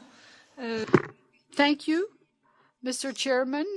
We want to thank Sweden for this proposal, and we want to thank the bank for this proposal, which will allow us to be on the forefront of the bank when it comes to these trust funds, and we share the questions when it comes to the schedule, when we will get the general policy for the World Bank trust funds, and when we will have the provisions that apply specifically to the GEF. Thank you, Stephanie. Matthew, you have the floor. Thank you. We are fine with the proposal, with the amendments proposed by Sweden, so thank you very much for proposing those.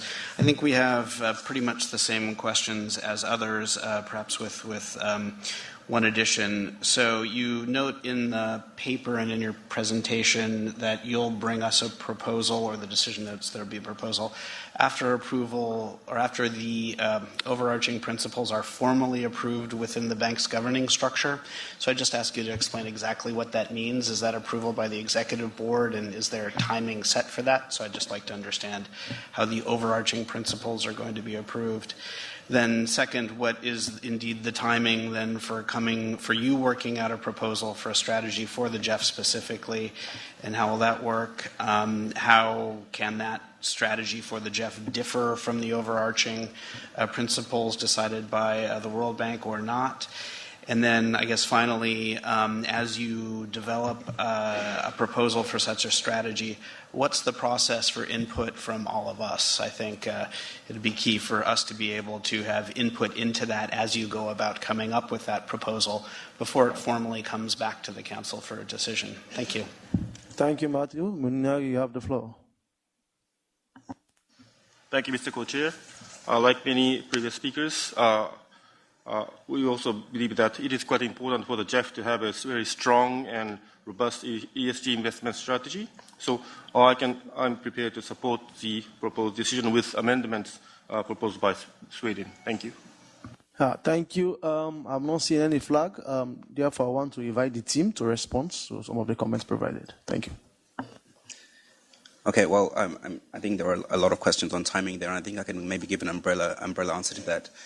As I pointed out, I think we have what is a fairly ambitious timeline, which is for the implementation of these principles, at least the policy to be in effect as of July 2019.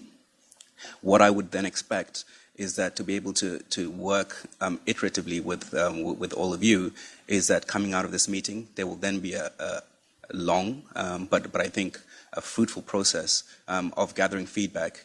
We telling you what we're able to do, what our limitations are, you telling us what your asks are, and then we come to a joint agreement. I would expect that July 2019 should be a time when we have a strategy specific for the GEF. Now, I don't want to preempt the timing of the institution, and so I can't sit here and tell you that that's what exactly is going to happen, but that would be my ambition, is that coming out of this meeting, we then start that process of consultation to make sure that your voices are heard, our voices are heard as well, such that if we're working for the next council meeting, the document is ready for your decision by then.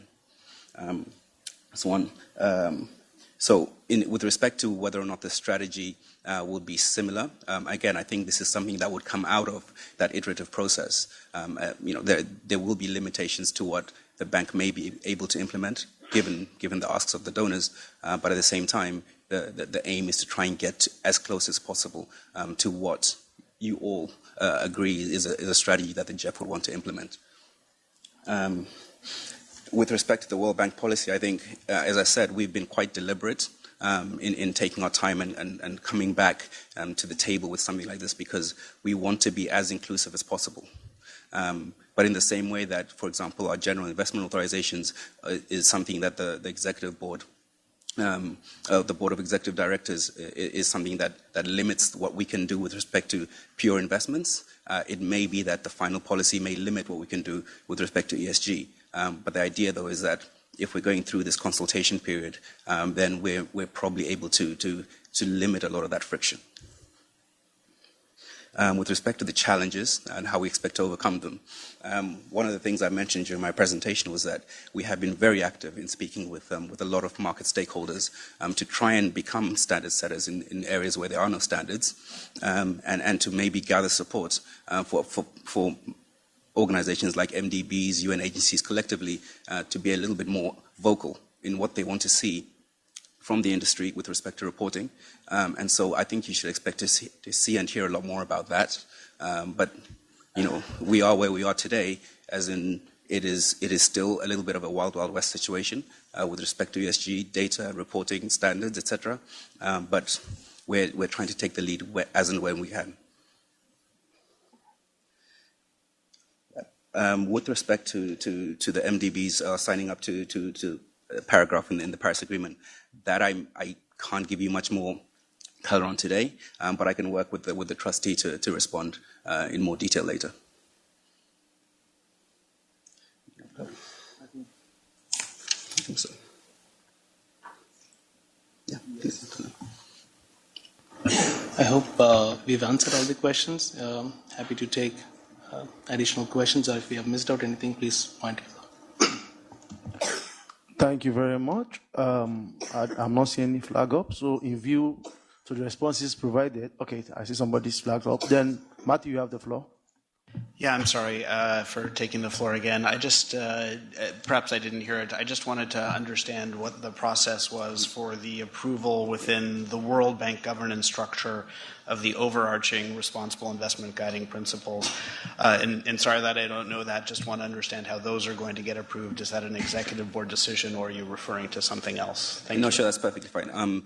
So the way we're working right now is to have a document ready for the approval of the World Bank treasurer when he takes up his new role. That being said, depending on institutionally how quickly things can be done, it could be something that the board decides that they want to approve at the board level. We're not quite sure yet, and it could be that with respect to timing, it's more efficient for us to keep it at treasurer level today and then have it go up several levels later. But there's nothing set in stone today. And I think it's something that, as we go into the process of this consultation, we'll be able to have a little bit more clarity on what stakeholders would prefer and what they'd like, and also what is capable, what we're capable of producing in the time that we set ourselves. Thank you. I'm not seeing any flag up. In view to the responses provided, I would just want to invite the council to adopt the draft decision which is just shared. If that's okay. Okay, thank you. Thank you very much to the team. I believe we'll proceed to the next agenda item, which is policy on access to information. Okay.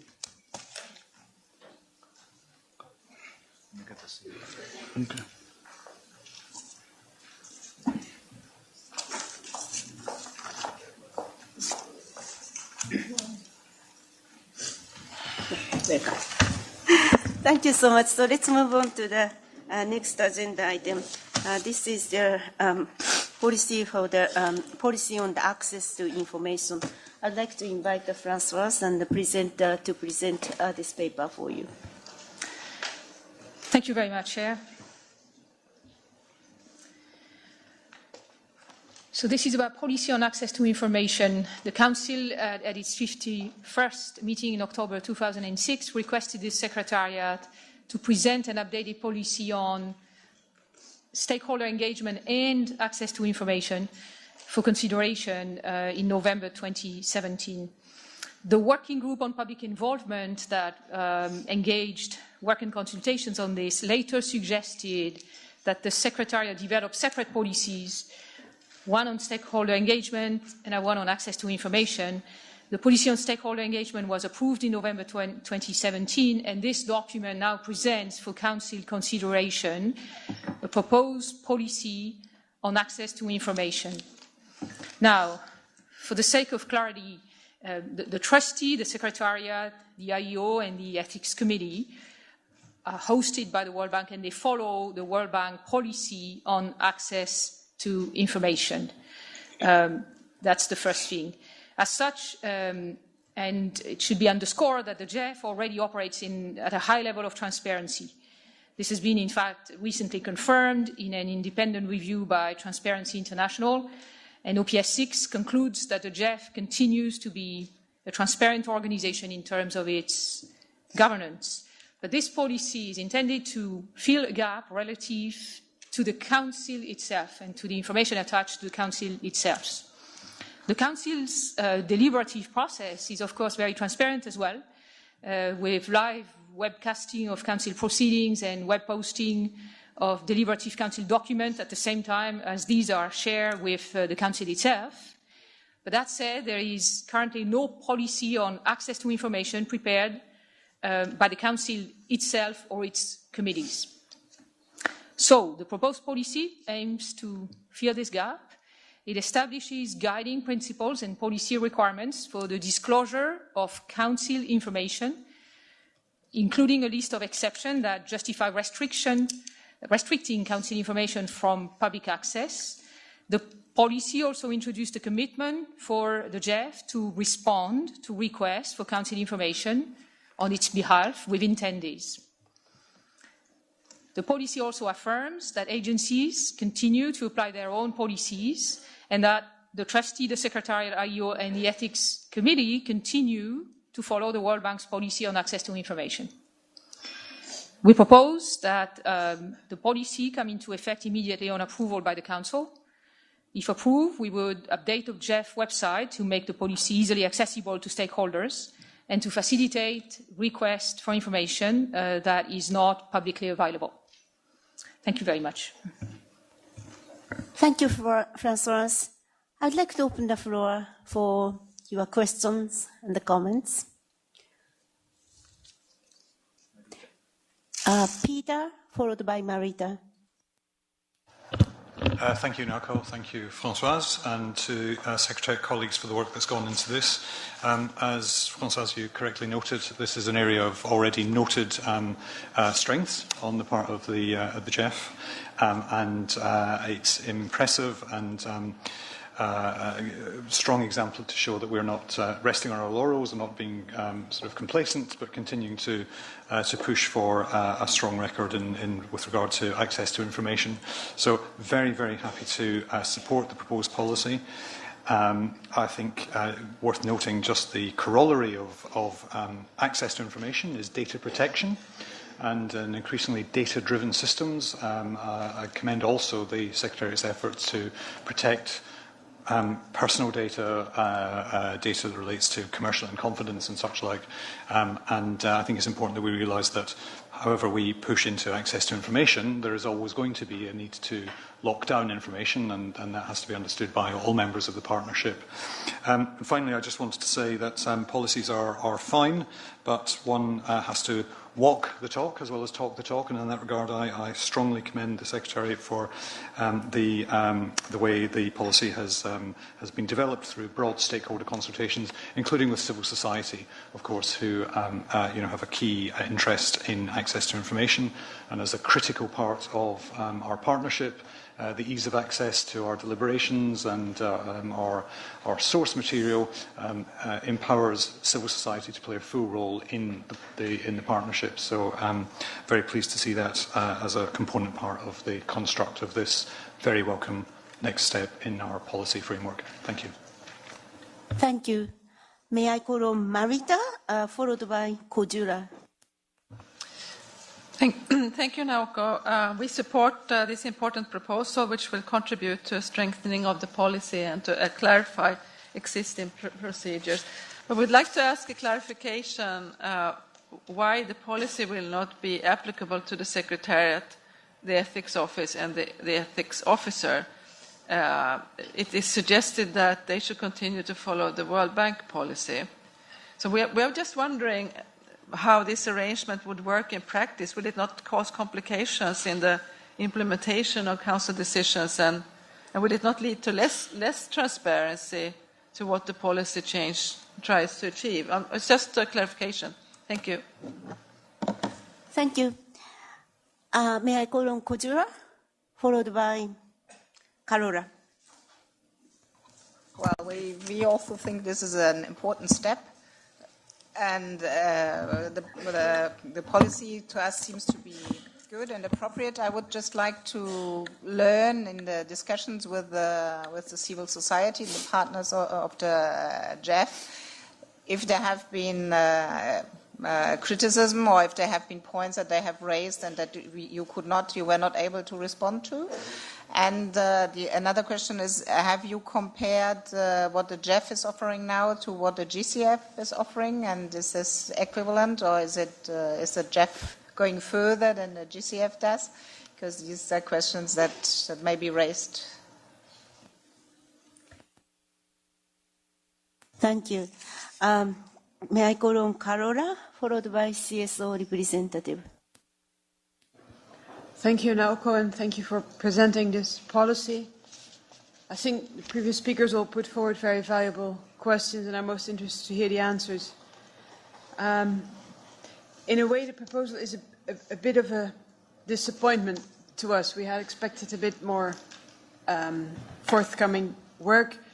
Most notably, we would have wanted to see information on transparency regarding the selection process of projects that go to the Council for approval, and regarding reports that agencies send to the GEF, like midterm reviews and final evaluations.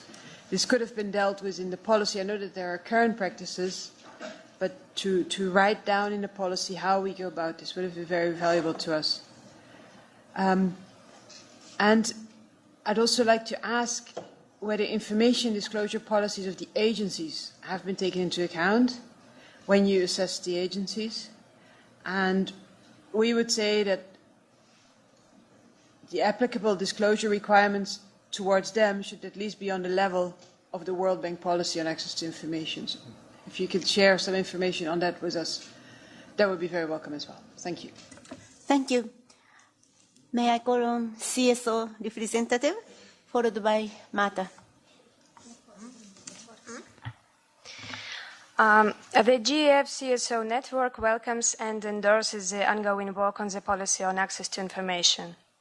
The CSO network noted that the policy on access to information lacks A. Cohesiveness, B. Communication procedure and instruments of requesting information, and C. Enforcement mechanisms at agency and country level.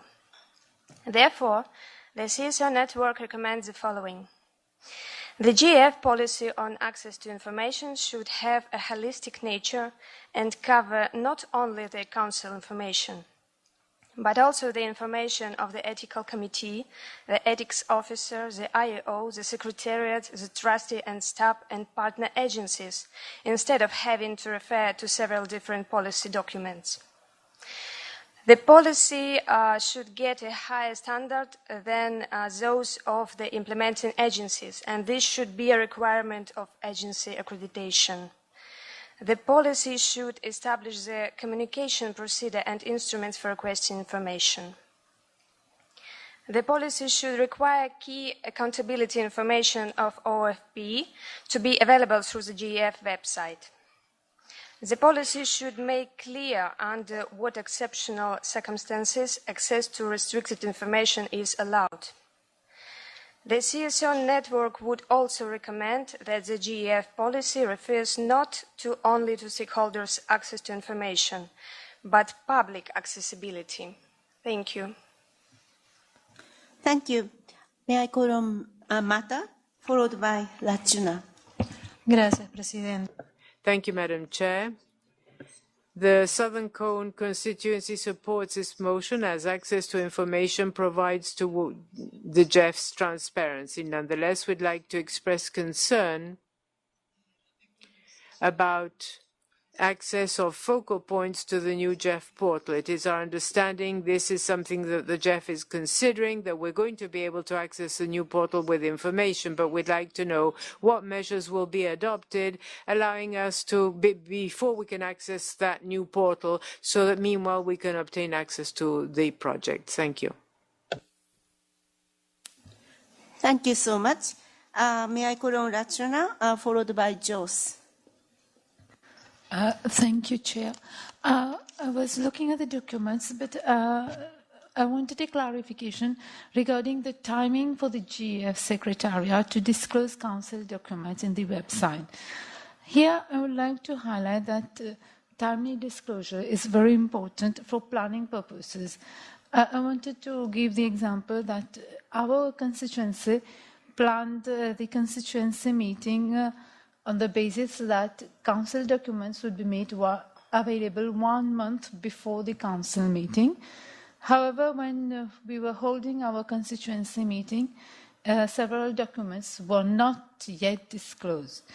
And this led to an unfruitful meeting, constituency meeting, which a lot of constituency members didn't appreciate. We know that you can say that now information is available, we can have discussion virtually, but our constituency consists of 14 members, and we are bilingual, so it is important to have this discussion face-to-face. It's more fruitful to have this discussion face-to-face. And sometimes we even have to translate the document in French for the benefit of our members. So maybe I would like to stress that henceforth, what is the timing for disclosure of council documents in the website, and if you can ensure that they are disclosed on time. Thank you. Thank you. May I call on Jos, followed by, which one was first? Komla, yeah. Yes, thank you for this paper. My question is simple and brief. How does this prepare the GEF to meet the standards required by the International Aid Transparency Initiative, which this chair has a long-standing interest? Thank you. Komla, please. Merci, Madame. Juste pour... Thank you, Madam Chair. I just wanted to redound to the benefit of Madagascar as to the availability of documents of the Board of Council. And because our constituency has its meetings 1 month before the Council meeting, and the members, well, the conditions in which these documents will be communicated and made available, because these issues aren't addressed in said document. Thank you. Thank you. Laura? Gracias, Thank you, Madam Chair. I'd just like to thank you for the effort that has been put into building this policy on access to information, and support also what other people have said concerning access by the focal points, access to the documents throughout the project cycle. And I know it's a major effort, but try to have the council documents sufficiently in advance in order to be able to generate the national discussions and analysis within each constituency, enabling us to have a clear regional position ahead of time. Thank you.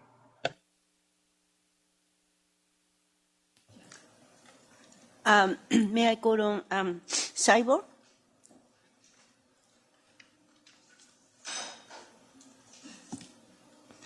Merci, Madame la Présidente. C'est juste pour... Thank you, Madam Chair. I just wanted to redound to the benefit of Madagascar as well, relative to the availability of documents in an opportune fashion and in an adequate time frame, and early enough in order for us to be able to translate these documents early enough, soon enough. My constituency, well, there may be a few exceptions, but most of us are French speakers, and we do try to translate some of the documents, but it's not as easy as all that, I have to say, and we'd like to have much more official translations which will not actually have any meaning errors. Thank you.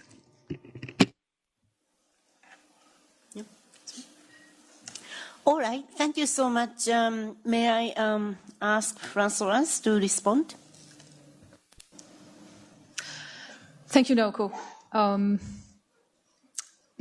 guess the most important question, and the first one I would like to answer, concerns the fact that this is indeed a minor change to what is an existing situation where as I mentioned, the trustee, the secretary of the IEO, and the ethics committee have disclosure policy, which is that of the World Bank, right?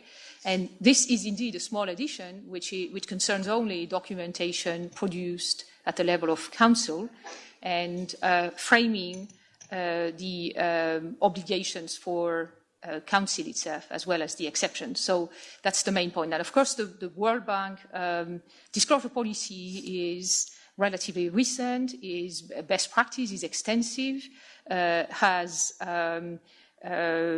quite a comprehensive coverage, has a very limited number of positive exceptions, or the rest of it being automatically disclosed. And that's the framework under which we operate, and we are binded at the Secretariat level. So I think it's very important to realize that the paper may look light, but it has behind it a status which is very precise in terms of what obligations are created, what process is followed, what exceptions are there, and how they get to be appreciated or not. So this first point. Now, you're asking a number of questions which have to do with how the talk is walked, as Peter put it, which is obviously a very important question, and one that also requires perhaps more disclosure about what is in place, or more advertising of what is in place for the community as large and the partnership with the GEF to be aware of what they can expect and how they can expect it. And so questions that have to do with timing, process, access to data, portal access are all very relevant because they enable that kind of access. And so on this one, we try hard to make all decision documents available for a discussion 4 weeks before Council, and that's the target. And sometimes we fail, but that's certainly what we want to do, and that's certainly the commitment we have in terms of how we run the effort. On portal access, you know, we have a new portal into which we have just migrated. It is still undergoing a lot of programming right now, so it hasn't reached its full capacity. We're happy to report it has been able to sustain business continuity for the time being, but it is not yet available to all interested parties. The intent, however, is to do exactly that. It is well protected when it comes to data protection because it is done on the same platform as the World Bank own system and with their help for the programming. And when we reach the stage where we can do it, it is the intent to allow access to project level information to OFPs who have a keen interest in doing that, as well as to Council members. So we hope to get at to that phase in the next year or so. I do not want to quote a date on this yet because it is function of a number of steps in the process of further programming. But we certainly are keen to make sure that information about project is not just available on the website, which has been the tradition. Our interface for disclosure up until now has been the website and has been, of course, direct request, which we have an obligation to field. But in the future, we also hope to have portal access. And it is meant to be that way. So traduction it is a very big challenge. Our report are complex and technical, and it's very difficult. It would be very difficult to have it other than in English, at least at the time of discussion. But I very much sympathize with the preoccupation. It's not yet part of what we do. It is part of what we do at Council with simultaneous translation. About the process by which we have produced this paper, there has been consultations, and they have been both with agencies, civil society, Council members, and the trustee, to make sure that we would, in particular, navigate the delicate legal context of having the World Bank policy which binds us and this proposed policy that would apply to Council, to access to information of Council level. And we think at this point the interface has been worked out, which is why we're proposing it in this fashion. Let me ask Roland to complement, and perhaps Maria if she needs to. Thanks very much, Françoise. Thanks, everyone. just a few additional points on the extent to which we've responded to comments and input from stakeholders, especially from civil society. As many of you are aware, the GEF was reviewed on a number of occasions by Transparency International, and one of the recommendations that we received was that we need to clarify the procedures whereby stakeholders can request information, the business standards for responding to requests, and the process to appeal decisions to withhold information. And now, with this addition to the existing policy framework, we ensure that that is in fact in place for any GEF information. So we think we've been responsive to the request. With regard to agencies, indeed the GEF doesn't have a minimum standard specifically on agencies' policies on access to information.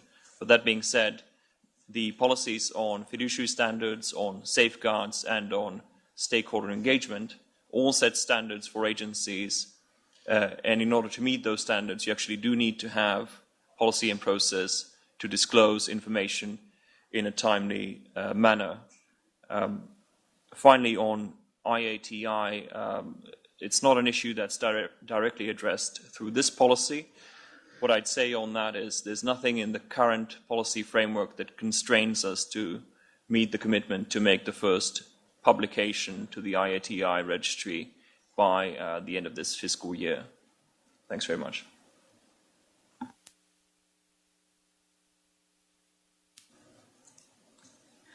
Thank you.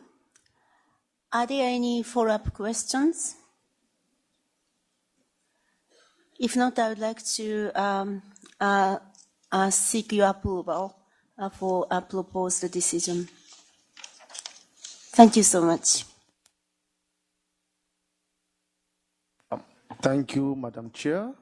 This will take us to the next agenda item, which is report from the Ad Hoc Working Group on Governance. I want to invite Stephanie to the high table, if possible, so that we can discuss this agenda item. Or you can speak from there. That's fine. Yeah. Thank you, Co-Chair. First, I have to install again, since now I'm up here. Anyway, so the working group, ad hoc working group that deals with governance, came to life as a consequence of OPS 6, where governance was addressed as one of the issues. And Council, in its last meeting, decided to establish this ad hoc working group. We have 6 members in this ad hoc working group. We did not move as fast as we had hoped, and that's in part due to difficult communication if you live in very different time zones.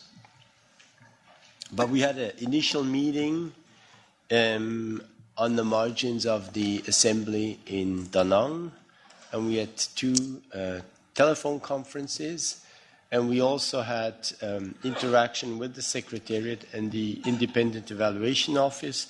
From both sides, we got a good amount of background information that is relevant. We benefited from having all of the members here at this council, and had a meeting on Monday afternoon with the GEF Secretariat, with the Independent Evaluation Office, with the agencies. We had them a little bit separated to not have too big of a group. We had the old agencies, the new agencies, and the old ones divided in UN agencies and MDBs, and civil society. And then we had a concluding short round amongst us. It was very enlightening. That was the takeaway from the group. We got some extra detail and insight into mainly operational governance issues. So we plan to move forward, keep you informed on when we have first results to share with you. We're still in the gathering mode and enlightening ourselves before we can come up with any kind of findings or recommendations. And we have a plan to move it forward. We will also, if we reach the stage of having a draft work plan, we can circulate that to all of the council members and alternates so that they stay informed on where we are moving. I don't know if any of my colleagues want to correct me or compliment me, supplement me. Yes, please. Kodula, you have the floor. I think there was one issue that we wanted to raise with you. There was that we very much welcome any inputs from this council into our work. So if anybody has suggestions and issues that we should be looking at more closely, or has any proposals on how governance issues that have been raised in OPS 6 could be attacked, then very welcome to come and see one of us and share your views with us. Thank you, Kodula. With that said, I think the floor is open for other council members to contribute to the subject matter. Thank you.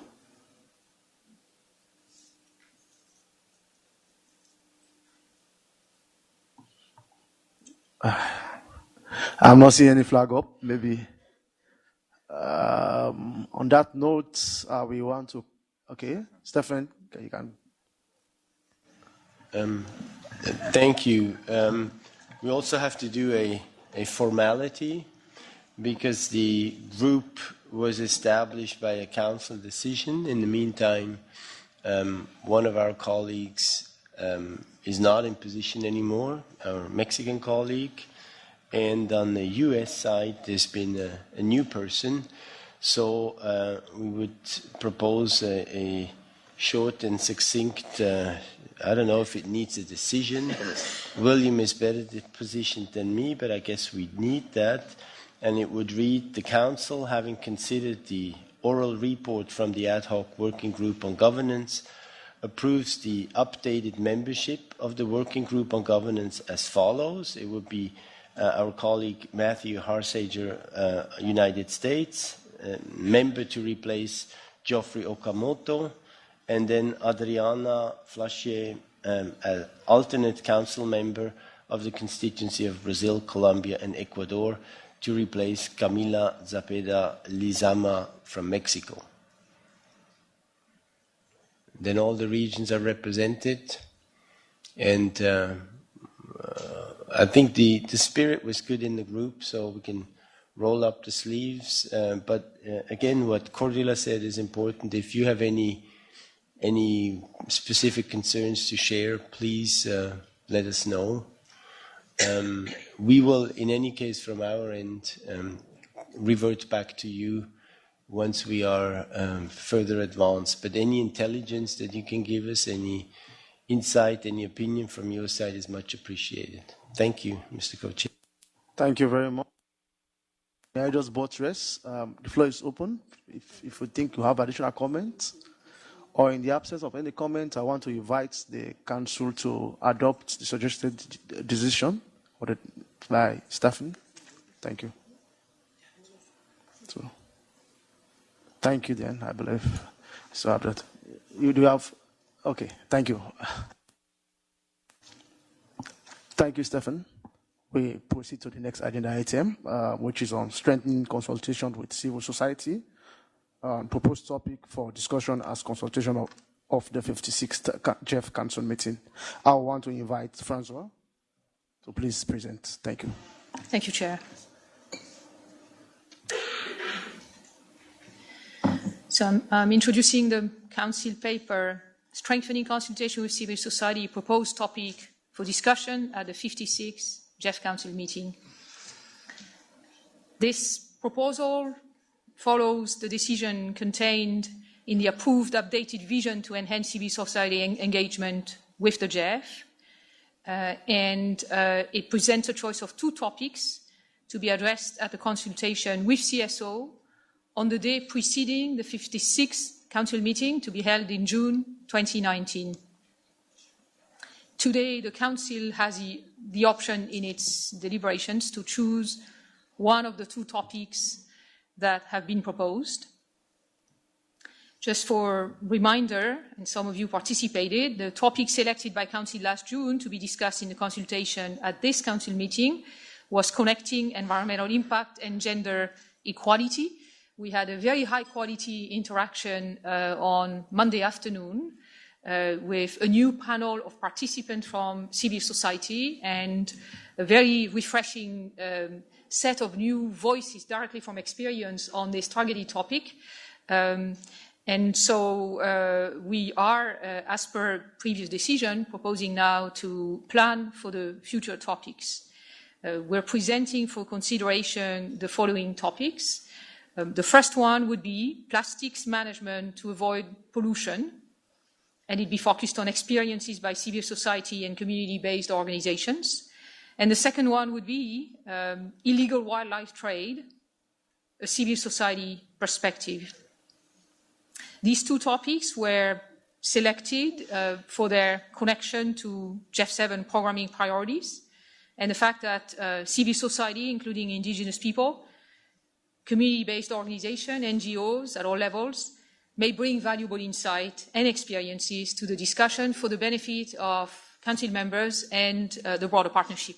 So it requires a choice. It's difficult to cover both topics in one 2.5-hour session. So we'd like to put a choice to Council. Thank you very much. Thank you, Madam. The floor is open. Marita, followed by Carola. Thank you.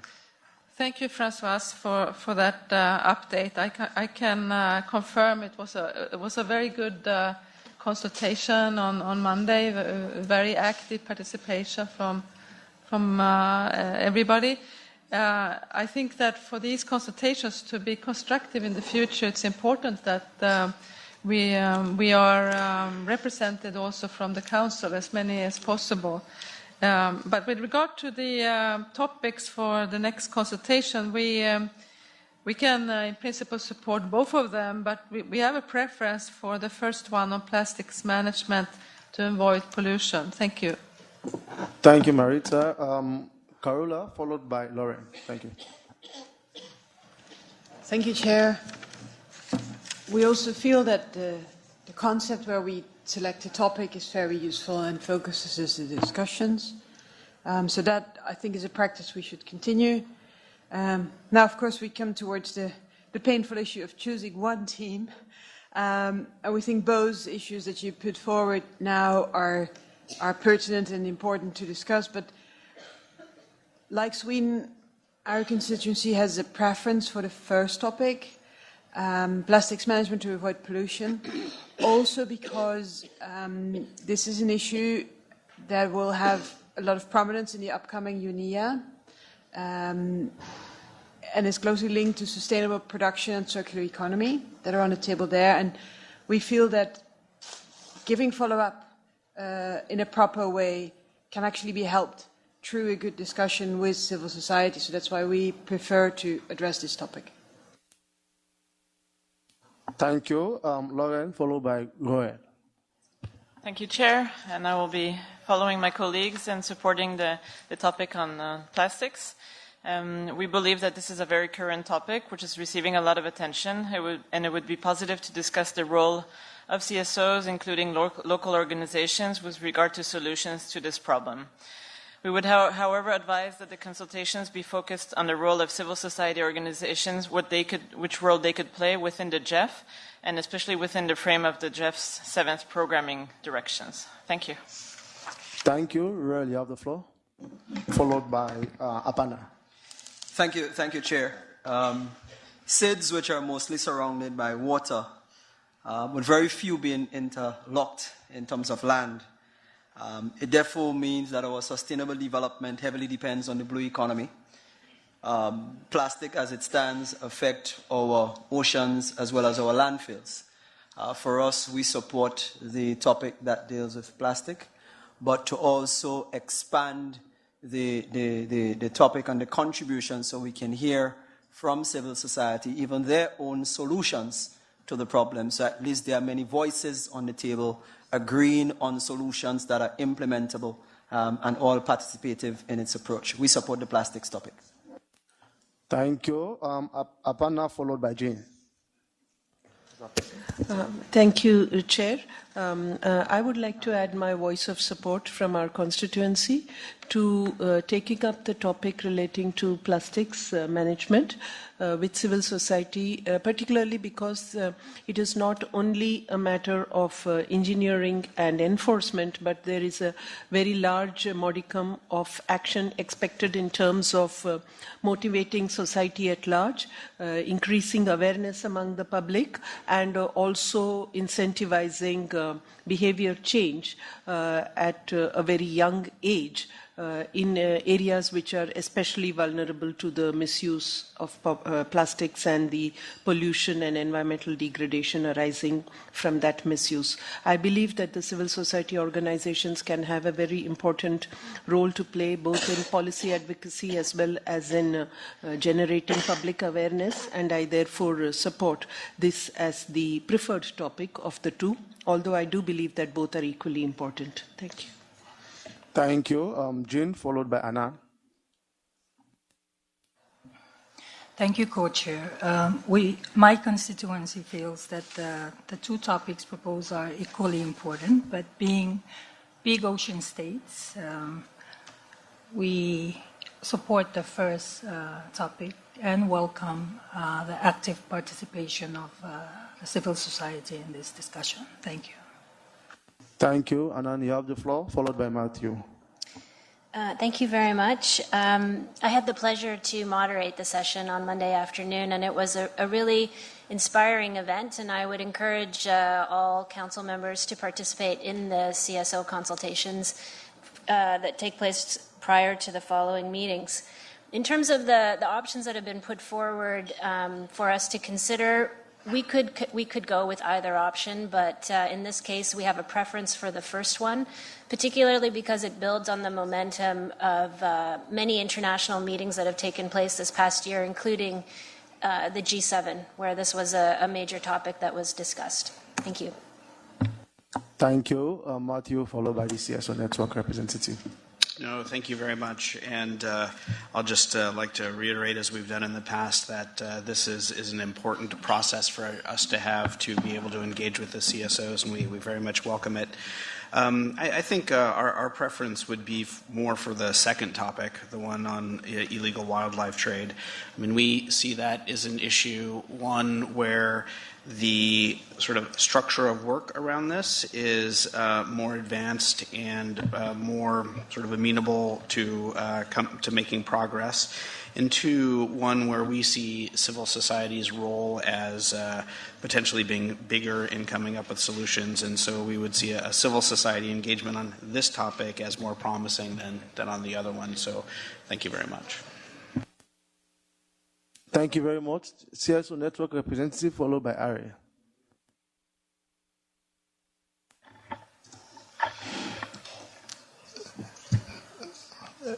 Hello. The Civil Society Network wishes to recommend that even though both topics are important, we recommend the first topic for plastics management, and then in November 2019, we can also discuss the second topic. In holding the meetings, we also want to propose that there should be a national level consultation process. So by the time we meet at the next GEF Council meeting, there will be some ideas from a CSO's perspective to inform the next GEF Council meeting. Thank you. Thank you. Ariel, followed by Chabo. Thank you, Chair. I would just like to follow with the United States of America, because our constituency actually was going to support the wildlife the option 2, because the plastics, well, there is a global agenda and a global campaign on plastic zero and everything, and UNIA 3 was focusing more on Western plastics, and many countries, as of today, I think it's about 50 countries that banned the single-use plastics. So I thought maybe the wildlife would be much sufficient and impactful when it comes to the economic, social, and environmental interlinkage, because the wildlife is not only about life. It's animal, it's about corridor, it's about infrastructure and everything. So we were going to support the option 2, but of course, if it's only like American and our constituency, and then we would just follow the floor. Thank you. Thank you, Carver, followed by Jorge.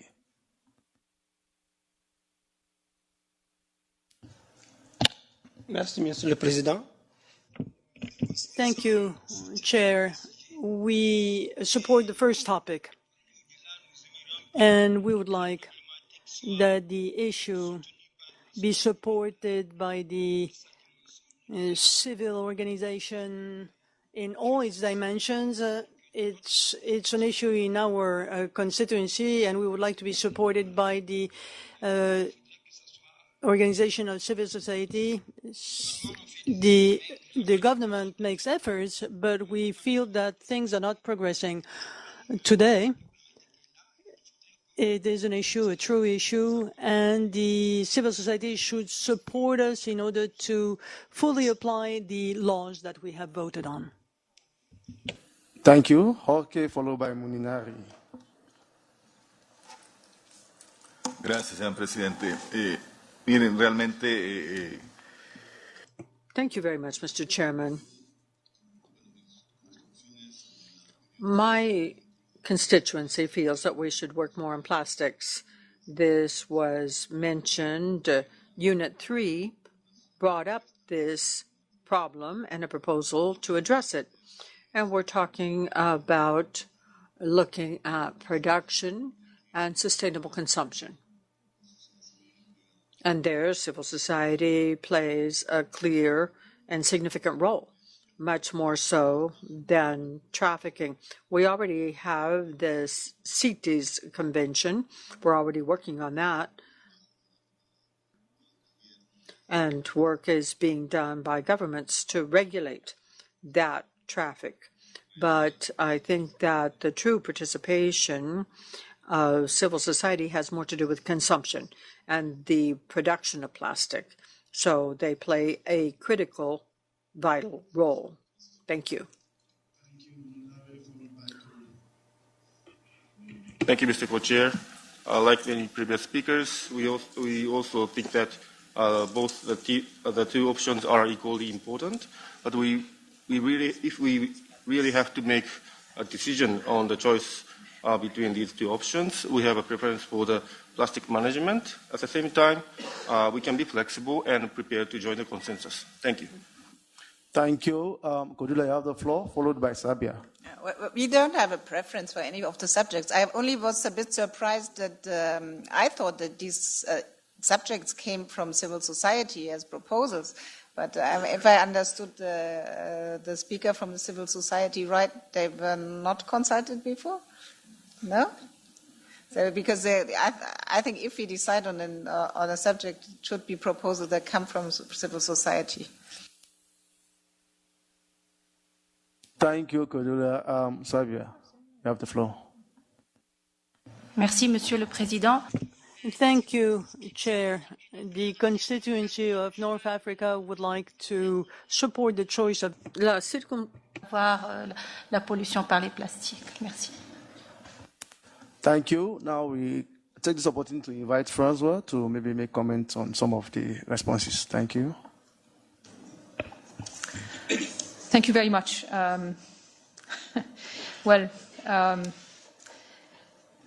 We can unfortunately only have one. Otherwise, we don't really do justice to the spirit of the decision, which is that every 6 months we select a topic. We consult with the CSO network as we do so, and we have. And that topic becomes the basis on which we extend invitation following a due process of competition to CSOs that are specialized in this area or have valuable experience in this area to join us in what is essentially a CSO-focused moment. And indeed, as a couple of council members mentioned, the intent here is to engage, for them to engage in a conversation with you, and we very much welcome. We will let you know in advance. Maybe it means you have to get to Washington a little earlier, but it was really worthwhile on Monday, and we very much wish to make it a live tradition. So, based on the evident majority, I would suggest that we go ahead with plastics. At the same time, I heard enough people explain that they had a marginal preference or they consider the other topic to be very important, in addition to people who had that preference. One thing we could do, if it is agreeable, is to select both for 2 successive councils, but that is for you to appreciate. So let me just propose, see if that would be acceptable, in which case we would deal with plastic management this time and with illegal wildlife trade the following time. Thank you for the response. I did not see any flag up, so therefore, in view of the response and the discussions we have, I want to propose that the Council adopt the draft decision. Thank you. Okay, I see somebody up. I see somebody. Oui, je voulais m'assurer que la thématique. I just wanted to make sure that the topic will be for the marine ecosystems, but might you repeat, please? That it will be beyond the marine, beyond the oceans. I just wanted to make sure. The understanding is it is plastic management in general, and it has lots of implications for, including landlocked countries, evidently, right? It affects inland waterways as well, and it affects the living environment as well as the land deterioration. So, absolutely. I don't think it should exclude anyone. Thank you. Yeah, thank you. In view of the responses already provided, I would also want to invite Council to adopt the decision. Okay, then. Thank you. Thank you so much. Well, if you remember, there are 4 pending items of which we promised that they will come back to us today, towards the end of today. So now it's time to face this hard work before we go, leave for dinner. So that I just want to distribute actually a set of 3 papers. And what are those 3 papers? One is a revised policy decision of the environmental and social safeguard. Another revised decision of the harmonizing the rules and the requirement for all agencies. This is basically 30% rule paper. And the third paper, which is a little longer one, is actually the revised policy paper, the paper to handle this cancellation, namely 12-18 months issue. So that I please receive, make sure that you get a set of those 3 papers. Then what we will do here for next few minutes is that I would like to actually after you have enough time to read that the paper where on the ESS and the safeguard policy, I would like to open the floor and to seek that adoption, seek the decision on AML CTF, that's an CFD, that's one, which is a pending issue from yesterday. And another decision I would like to seek from you is actually that the revised draft of safeguard, because that this one also kind of, I see the convergence of that discussion yesterday. There are two more papers, as I mentioned. The one is 30%, another is cancellation. I do not want to have a discussion on that, but I will explain what's in it. And maybe that you could take a look at it overnight, and maybe tomorrow we will come back and see that if that we can have an agreement on that. So I'm waiting for everybody to get this set of 3 papers.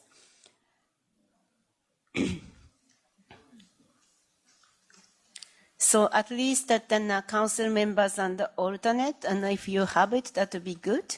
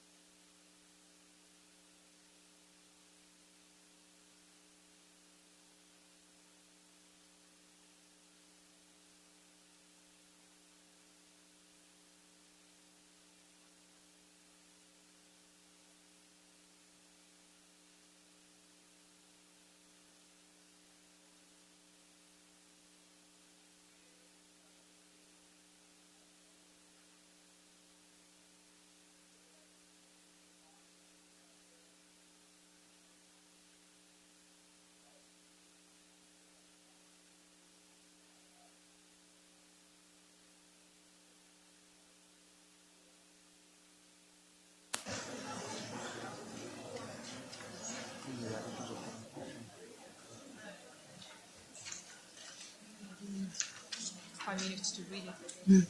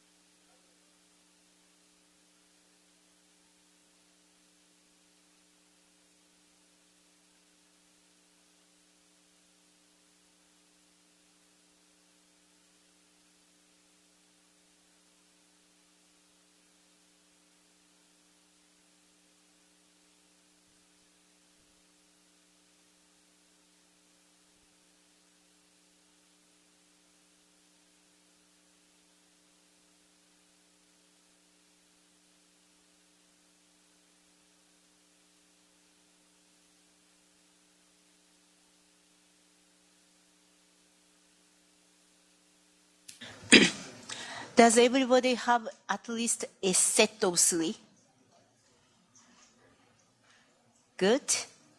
So as I mentioned, what I want to do now today is to try to see if we can agree on the decision on 2 items.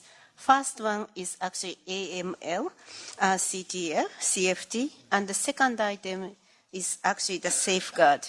So let me start with the first one, AML, CFT. You don't have a paper, revised paper, because that there is no revision to the proposed decision. On this item, as you may recall from yesterday, we agreed to return to this agenda today because some of you actually required time to consult with their capital, and we are now proposing that the recommended council decision be adopted without changes.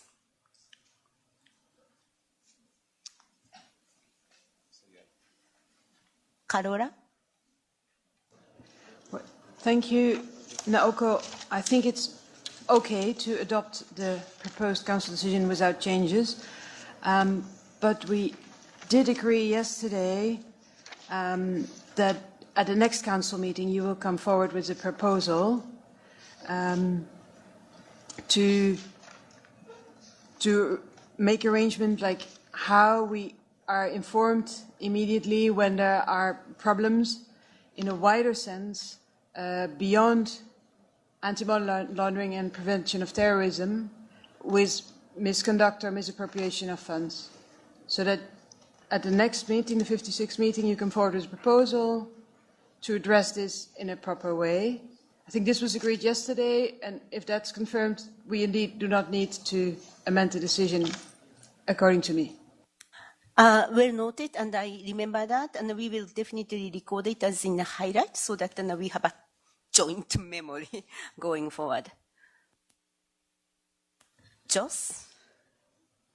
Yeah, I think we also said that it would be useful if you could apply the sentence that noting that it applies to all agencies and exacting partners under their supervision. It's the same provision as for the standards.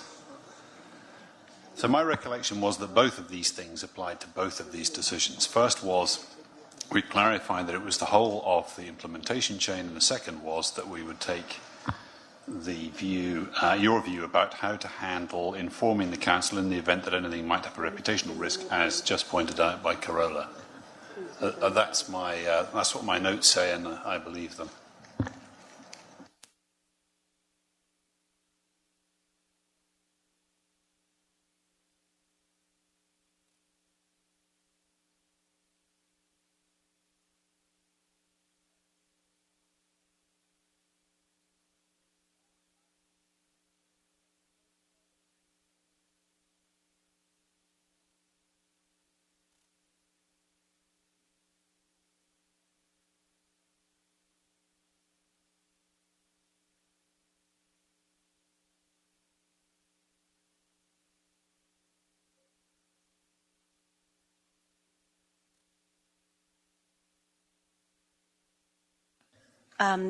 Just is it possible for us to take it as the highlight, and we will come back to the next council meeting?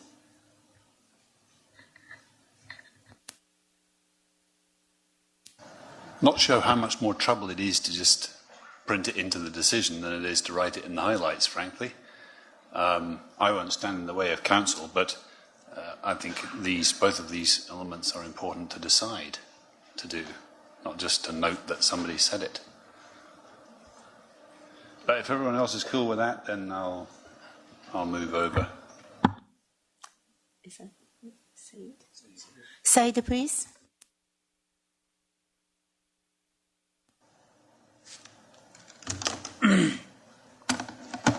Thank you, Madam Chair. Still, my preference and instruction is to either delete the very last part of the subpart 3C and substitute by relevant resolution on terrorism and money laundering. And also, I have one more proposal to just before prohibited, the word prohibited in the same subpart C, we include when clearly and specifically prohibited. Both proposal is for more clarity and to avoid any misinterpretation in the future. But I understand that it is difficult for the Secretariat to consult with the trustee and legal department, and maybe it takes time for the sake of the urgency of the decision, and also understand that the time pressure. I will join the House to proceed, but I would like to ask the Secretariat to reflect my position in this regard in the highlights of the Council report. Thank you. Thank you so much, Said. We will include your statement in highlight.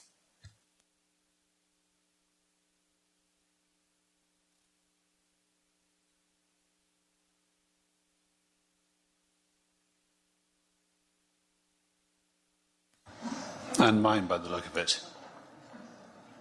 I say, and mine by the look of it, also.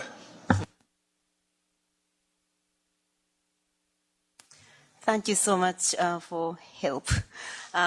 Yes, so that this decision, a proposed decision be adopted. Thank you so much for everyone's help for this. Thank you. Now I would like to move on to the second item of this pending issue. This is a environmental and social safeguard issue, and you have a revised paper in front of you, and this reflects yesterday's discussion, and there are 2 items added in the decision.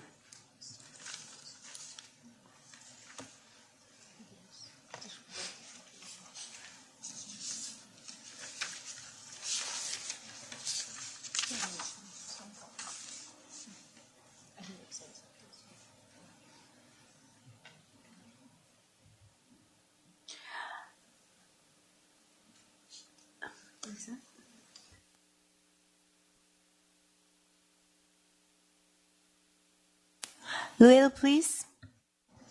Thank you, Madam Chair. We have looked at the amended proposal as it relates to the environmental and social safeguards, revised Council decision, and the Caribbean constituency lends its support to the revised wording. Thank you so much for your support.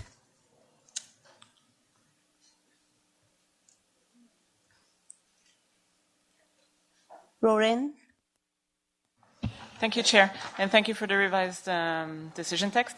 We just have a clarification question on the last paragraph. Does it say that the Council will be informed in any cases of possible non-compliance, or only when there's a reputational risk for the GEF that may arise? Thank you.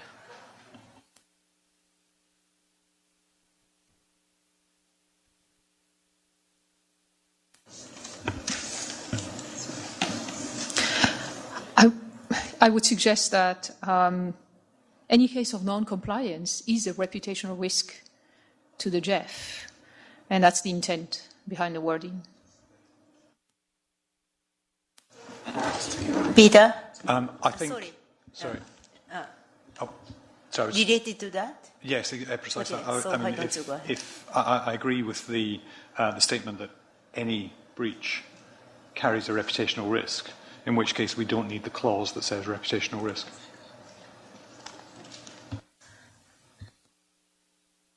Apana? Thank you. I agree with the proposal as it is drafted, because here we are talking about informing on possible non-compliance. So I believe that if it is a possible non-compliance, the Council comes into the picture once the non-compliance is established and a remedial measure is to be taken. So I am in agreement with the proposal as drafted. Thank you. Saibon?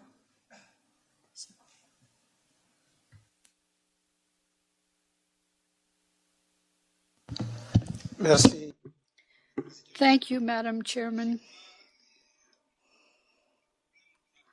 I don't have any problems when it comes to the decision text, but I do have a concern that I want to submit to the experts and the alliances so that they can take this into consideration. The constituency which I represent, well, in more and more of our countries, projects encounter safeguard problems, especially when it comes to the populations which are affected by these projects. You know that some of our countries are welcoming a lot of refugees in Chad, in Niger, in Mali, in Mauritania.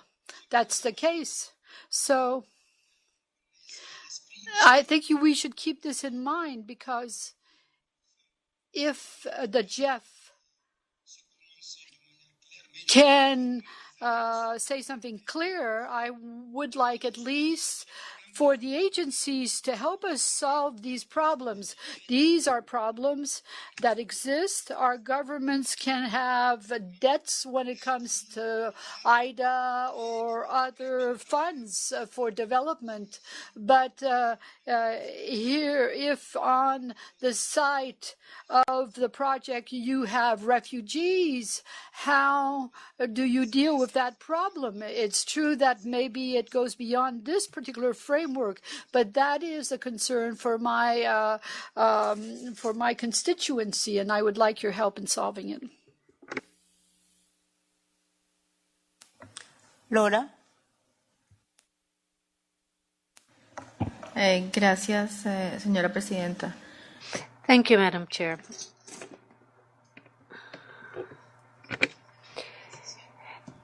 The decision, all we'd like to reiterate is a comment that we made when we spoke about this subject before. I don't think that this was reflected in the last version. Basically, that is that my constituency, Chile, Uruguay, Paraguay, Mexico, and Argentina, would like to reiterate that the definition in the policy of safeguards for indigenous peoples, we would prefer they not be defined as such. We comment that that term of indigenous populations or people is used, but there is no internationally accepted definition for them. So in that sense, the terms and concepts are more in line with national legal frameworks in each country. So there are specific interpretations in each one of those countries, in each jurisdiction. So I think this was also mentioned by the civil society organizations. So we'd like to know if we will pull that definition out for indigenous peoples from the text. Thank you.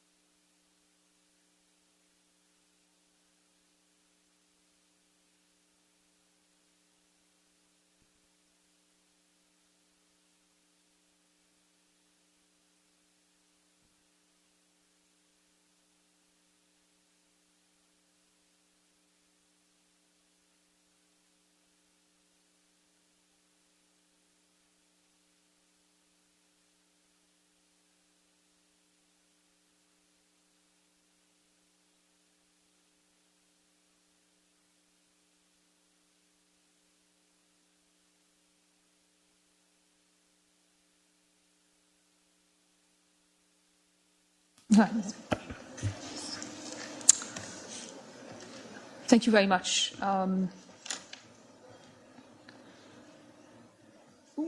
We thank the Council for comments, and I would like to react to a couple of the ones that have been made. We tried to explain yesterday that the process we follow to reach a final consensus across a very broad range of constituencies with which we consulted in the preparation to this document ended up being one of balance and compromise over a number of final additions that were wanted and were not necessarily shared as a common view by everyone. I think the debate over the definition of indigenous people and was run in that context, and that we have reached a position that reflects one of these compromises. We're nevertheless are listening to your point and would like to uplift it into the highlights because there is a debate that we want to acknowledge there. Similarly, the point brought up on refugees, a very interesting point, and one that might make it into safeguard frameworks into the future because it challenges some of the context in which these national safeguards are defined and therefore has relevance. We also propose to lift it in the highlights for the future reflection. There will be updates in the future unavoidably, and so it's good to acknowledge it. As to the formulation, it is obviously not the intent of the formulation that every single minor issue of compliance, which can boil down to a missing document or a minor point, would necessarily make it for Council awareness, but it certainly is the intent that anything of any magnitude, of any importance, should. And so we felt the initial formulation was capturing exactly that, and we propose to keep it to that, if that is agreeable to Council.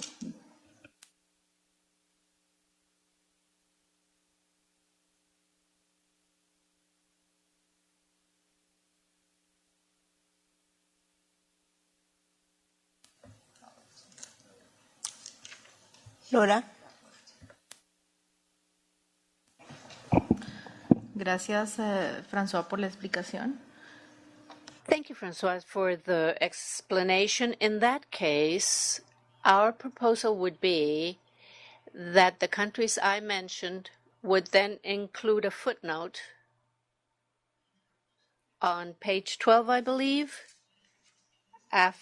below the point of definitions, referring to what I just mentioned. In other words, that we do not agree on defining indigenous peoples in this glossary, since there is no such definition that has been internationally accepted. And all of that is at this time subject to the definition of each individual country, because they all have a different interpretation, as well as each one of the indigenous peoples have a different concept of what they are. So we have that proposal then, that we add a footnote. Thank you.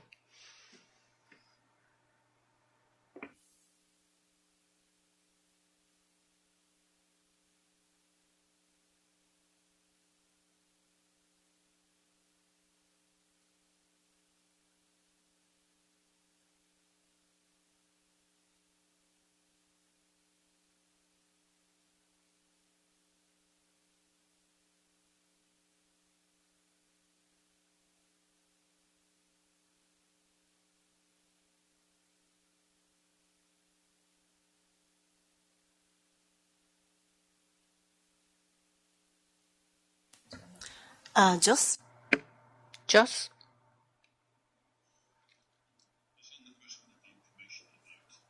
Possible non-compliance.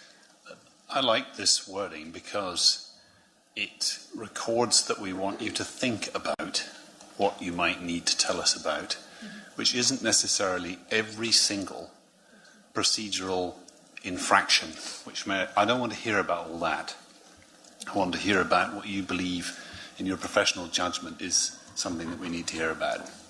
And I think this construct allows you to think about that between now and 56, work out what's good for us all, and give us a sensible proposal which no doubt we'll agree, hopefully with less conversation than on this occasion. So this gives you some latitude for some intelligent professional application, and that's what I like about it.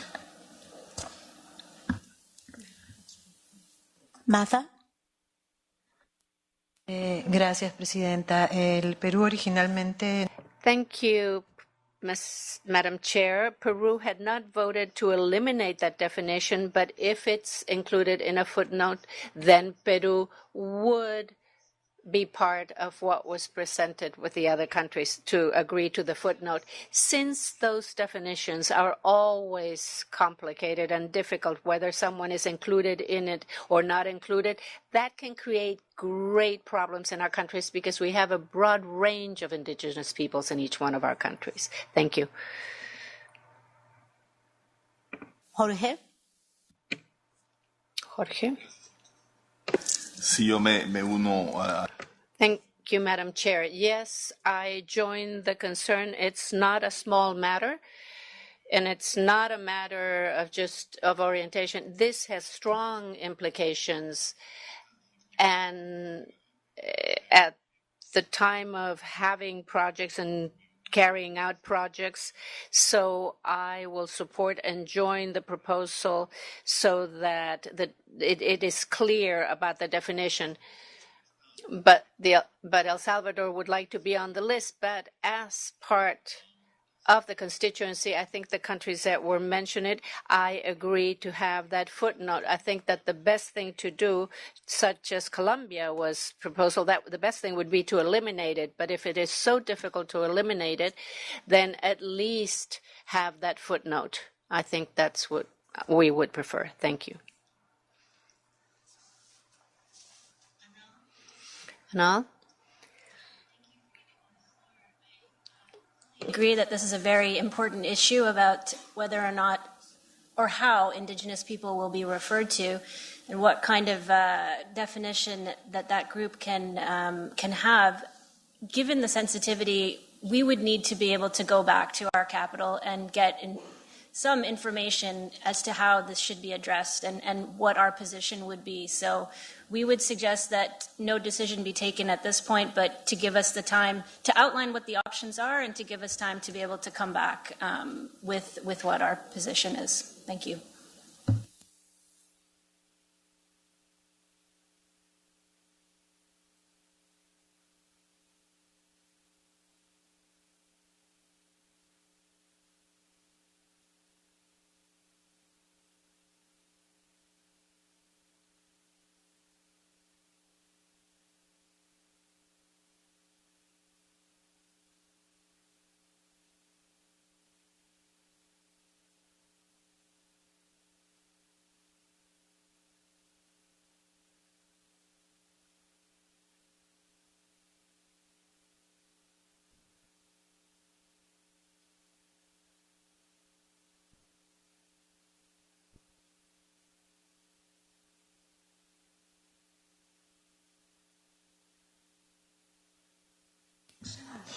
All right, so what I understand is that it's a very important and very sensitive topic, so you may need to go back to the capital, but at least we would like to be clear among ourselves what are the options, so that then we understand there are 3 options. Maybe either you can go. Go ahead. All right. I mean, here's what we retained. Essentially, we could go with the definition that's there. I mean, again, understanding that this is a definition that's put forward building on definitions that exist in many of our agencies, environmental and social frameworks and policies, and it's for the purpose of allowing us to operationalize the policy. We could have no definition. I think from our perspective, the drawback is it becomes quite difficult to understand where the standard begins and where it ends and how we assess the agencies against that standard. The third option that we see is that we note in the policy itself, through a footnote, that indeed, while this is the definition proposed for the purpose of the GEF policy, we recognize that there is no universally agreed definition of these terms. That's our understanding. I see nodding. Did we capture the meaning of this footnote? Laura. Gracias. Sí, nosotros tenemos una pequeña... Yes, we have give you some language that would just, which says exactly, we could give it to the secretary and it says exactly what we'd like it to say.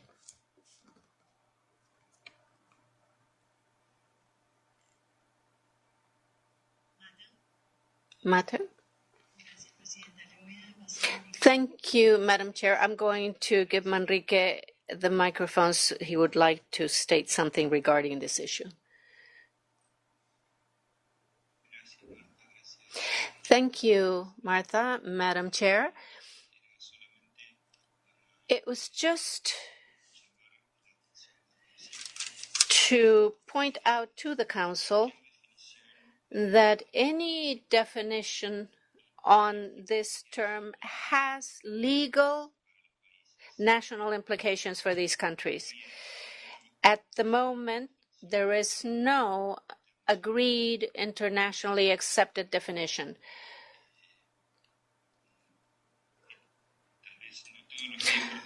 Perhaps not all the Council members are aware of the debates tied to this issue, but it's a very sensitive subject and a very important one.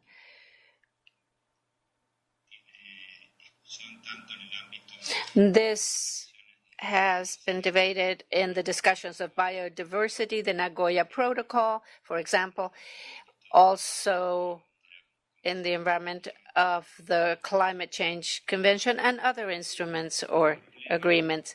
So the problem with establishing any term that has a definition is that, as Marta said just now, could bring legal consequences within the countries. In other words, to force a specific country to comply with certain GEF policies and agree to this definition would imply something that is counter or a problem. It would create a problem. Thank you very much. Aparna? I did not want to intervene because, frankly, I do not know so much about the subject as others who have spoken, but I have some general comments to make. Number one, in response to Manrique, I have been involved in guidelines relating to environmental and social safeguards in the bank, in the IBRD. So one thing that I do understand is that international organizations all often have expectations of higher or different standards to be made applicable to projects that are being funded by them, rather than the country or the national standards. So this, of course, is a part of the agreement that we enter into when any recipient country avails of loan or concessional financing or grant. So that is the first item. The second item is that, as again has been said, even in India or in other parts of my constituency, but I know for India, we have statutory definitions. We don't use the word indigenous people, but we use the word tribes, and we have statutory definitions. We would certainly also have a problem if it is leading, if this particular safeguard leads to a different understanding or definition. Third point is a question of information. I would like to understand where this definition came from. If it is a complete copy of something that countries have already adopted or agreed to by entering into concessional financing or grant financing by others, like MDBs or some UN agencies, then it would be easier for recipient countries to process this back home. But if this is a completely new definition, which I do not expect it to be, it will be more difficult. So if you could share where this definition has come from, people will be comforted that this is nothing different from what they have already accepted and are implementing from, let's say, IBRD or ADB or IADB, etc. And so that will give some comfort, and we may still have to consult our legal counsel or department, but this may be helpful, and we can bring the long day to... Thank you so much. Françoise? Thank you. So one first level of answer here is that, as discussed yesterday, what this document establishes is minimum standards against which the agencies will be assessed for compliance with GEF requirement. This does not define what will be applied by agencies. They have their own policies. We will be assessing the compliance of their policies to those requirements, but they will then engage with you contractually around their own policies. So that's the first important distinction. The second element in response to the question from India is that there is substantial alignment between this policy and the most recent policy of major agencies that are part of the partnership in the GEF. And that's one of the cases. So that formulation, including the definition, is exactly the same as the one adopted by the World Bank and EBRD, for instance. And what it means is that for any project that the World Bank is currently doing in countries, it probably applies under the World Bank-owned policy. Right? So any country working with the World Bank already has that definition in certain types of operation, which doesn't mean, of course, that this defines the national standard. So this is the context by which, in the consultative effort that happened around the elaboration of this policy, where this question was already discussed, there was a substantial alignment, as per Council instruction, in fact, and we've been checked for that, with these major evolution of best practices in the area of safeguard. So that's where we are.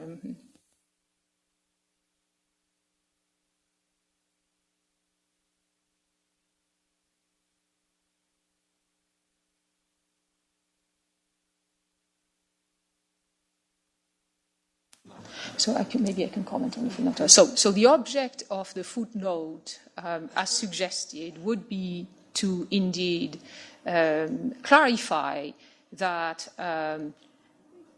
there is no recognition through this policy that this particular definition has universal value, and that certain countries want to attach themselves to that statement. Right? This would be the representation. We could draft it and add it as a way of acknowledging your objection.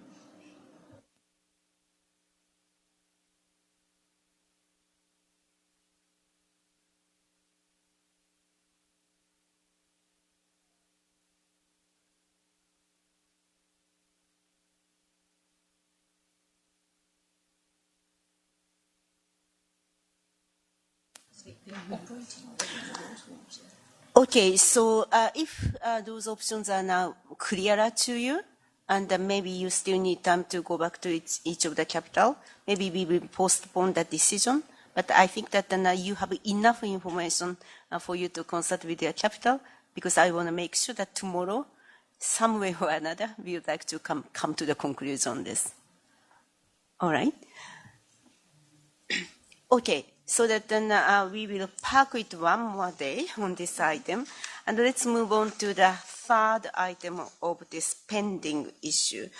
The third item is actually that harmonizing the rule and requirements for all agencies, or let's say 30% rule.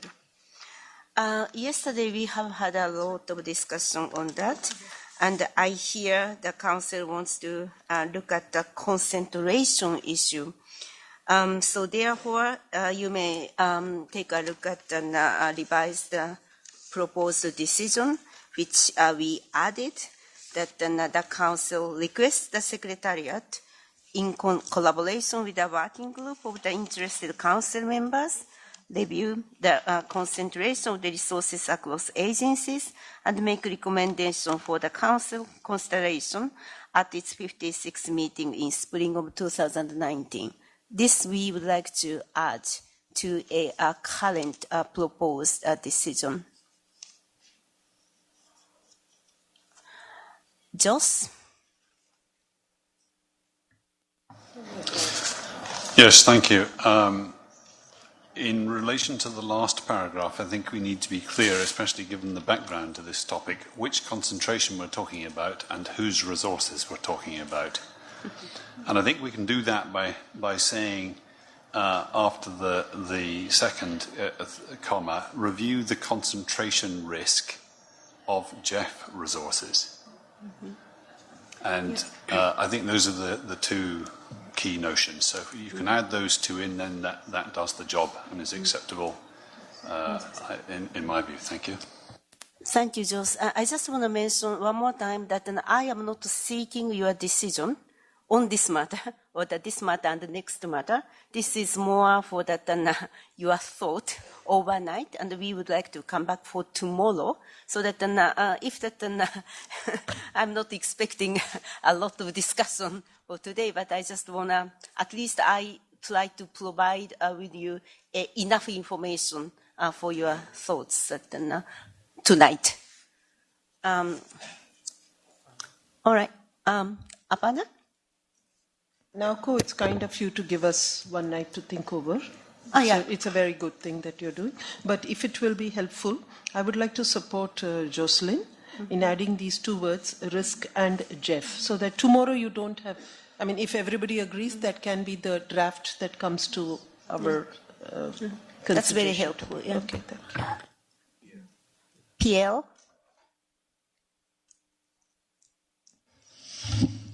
Thank you, Madam Chair. I must say, thank you for your efforts to try to find a new wording that pleases everyone around this table, and the debates yesterday on that were a bit complicated. So we are fine with the addition you proposed, and we are open to discuss the concentration risks on our own portfolio. So we are fine with that. At the same time, as I said yesterday, I think many issues are still open regarding the dependency ratio we have agreed in principle a few months ago between donors. And I think we still need to work on that to know exactly how we will apply that, which computation methodology we are going to follow, which will be the consequences in case of breach, how are we going to collectively monitor that.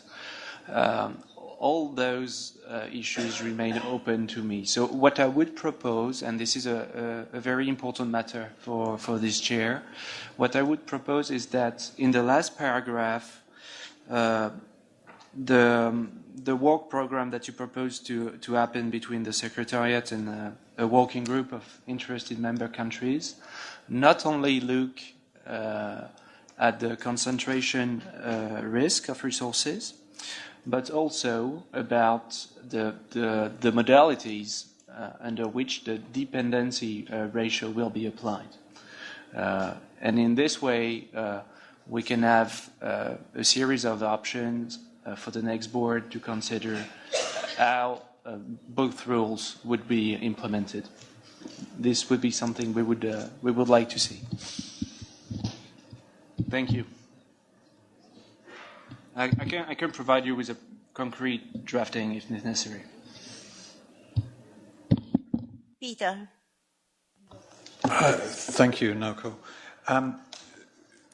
Notwithstanding the debate yesterday as to whether or not participants in the replenishment process reached a conclusion on the issue of a 30% ceiling, there were references to, and in discussions between then and now, I've been involved in discussions, where the importance of maintaining the precise wording of the GEF 7 policy recommendations document was highlighted.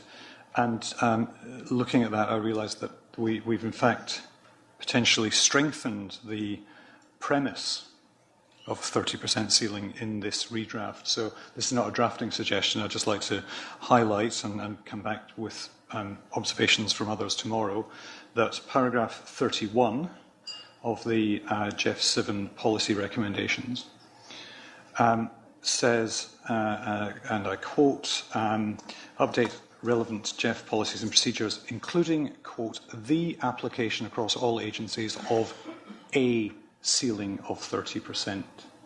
The draft in front of us says monitor the application of the 30% ceiling. This is a firmer statement than the text in the policy recommendations. So while I'm not crazy about the text in the policy recommendations, if at least we can keep them consistent, that would be something. Thank you. Thank you. Marita? Thank you. Just to be very short, I think the French proposal was very useful. So I think together with the other proposals made by the UK and India, I think all of these proposals would fit very well into the compromise that you have prepared. So, but you want to discuss it tomorrow, right? Yeah. Okay. Thank you. Lola? Gracias, señora presidenta. Thank you, Madam Chair. Likewise, we thank you for giving us the night to think this through and to look at the proposal made by the United Kingdom and supported by India. In any event, for us, it is very important to ensure that it's up to the countries to define which agencies they wish to work with. And as we discussed at length yesterday, there are agencies where the purpose is strictly these environmental topics. It would be bad for us to punish them and not allow countries to work with them because they are close to the 30% ceiling. So we'd like to see the new language and come back to this topic tomorrow. Thank you.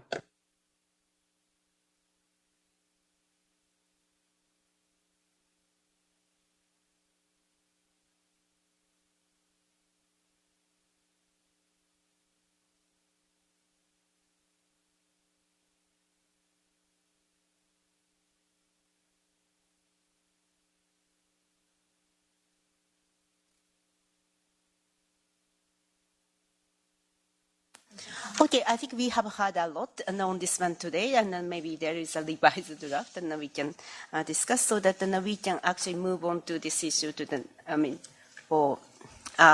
can leave this issue for now, and we would like to go to the last item of the 4 pending issue, which is, in a sense, most difficult one. This is a 12-18 months cancellation one.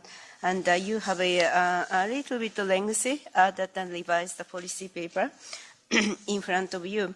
Again, I do not necessarily want to open the discussion here. I just would like to explain that how what's in it. And actually, it's more or less the same as I proposed yesterday at the end of the discussion. What I hear a lot is that many of you are concerned about this new proposed policy will actually punish the countries, the recipient countries, And then particularly you are very much concerned about the 12 months and cancellation thing. So what we have proposed yesterday, and again then put it here, is that while we would like to keep the 18 months cancellation as it is, and I want to explain why we want to keep it, but we would like to propose a more flexible way of addressing 12 months the submission standard. Let me just explain why we want to keep 18 months cancellation. And again, that we would like to remember our history of where this cancellation policy came in 2014, that in order to bring some teeth to this 18-month standard, which was introduced in 2010, that we introduced this cancellation policy to try to give a teeth to this policy. And I was quite impressed that there is overwhelming support, particularly from developing countries. Yesterday, I was a little surprised that I hear a lot about concern from developing countries. But the reason we actually try to tighten these cancellation policies, despite of the intended policy impacts of the original cancellation policy of the 2014 was not materialized, because that the agency reacted in this incentive, and there is no cancellation ever. So they all provided that as they submitted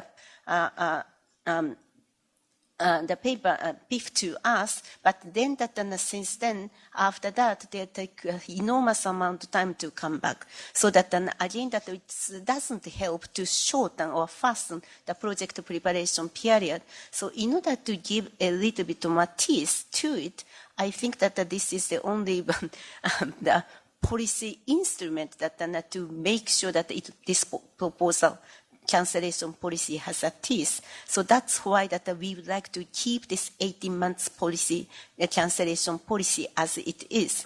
However, that we also hear a lot yesterday that you are serious concerned that 12 months and the standard. So that our proposal in this paper, revised paper, is that we would like to also propose that if you think that the 12 months submission is not met, OFP, or the country representative, will write to us, and so that we will be late. Then that we will not exercise this cancellation. The reason for this introduction is, at the end of the day, we try to find a way to strengthen countries' hands, or OFP's hands, so that how we could really strengthen the OFP's the authority, so that by introducing this 12 months waiver or writing a letter to us, I hope that it will help OFP to be empowered and to be very strong and to use this 12 months letter to be an instrument to have a communication with with agencies. So that is a new introduction to this revised policy option. So that is in it. And again, that maybe you can have some initial comment, but I would like you to take a look at it and think about it. And we would like to come back again that tomorrow. I also want to add one more thing. It's absolutely important for OFPs to have an adequate information that where ball is this with secretariat, is this with agency, and where it is. And our new portal should be able to provide those information to OFPs. Actually, that we have been still working on to make portal actually function as well as we had hoped, and that so it's still in the process ongoing, but then we have requested to make it available to OFPs, and let's see that if it really helps that countries hand access to the information, particularly where the ball is. So that is what's in it. And again, that if there is any factual question, the comment, and we would like to take it, but otherwise I'd like you to come back, would like us to come back for a decision tomorrow.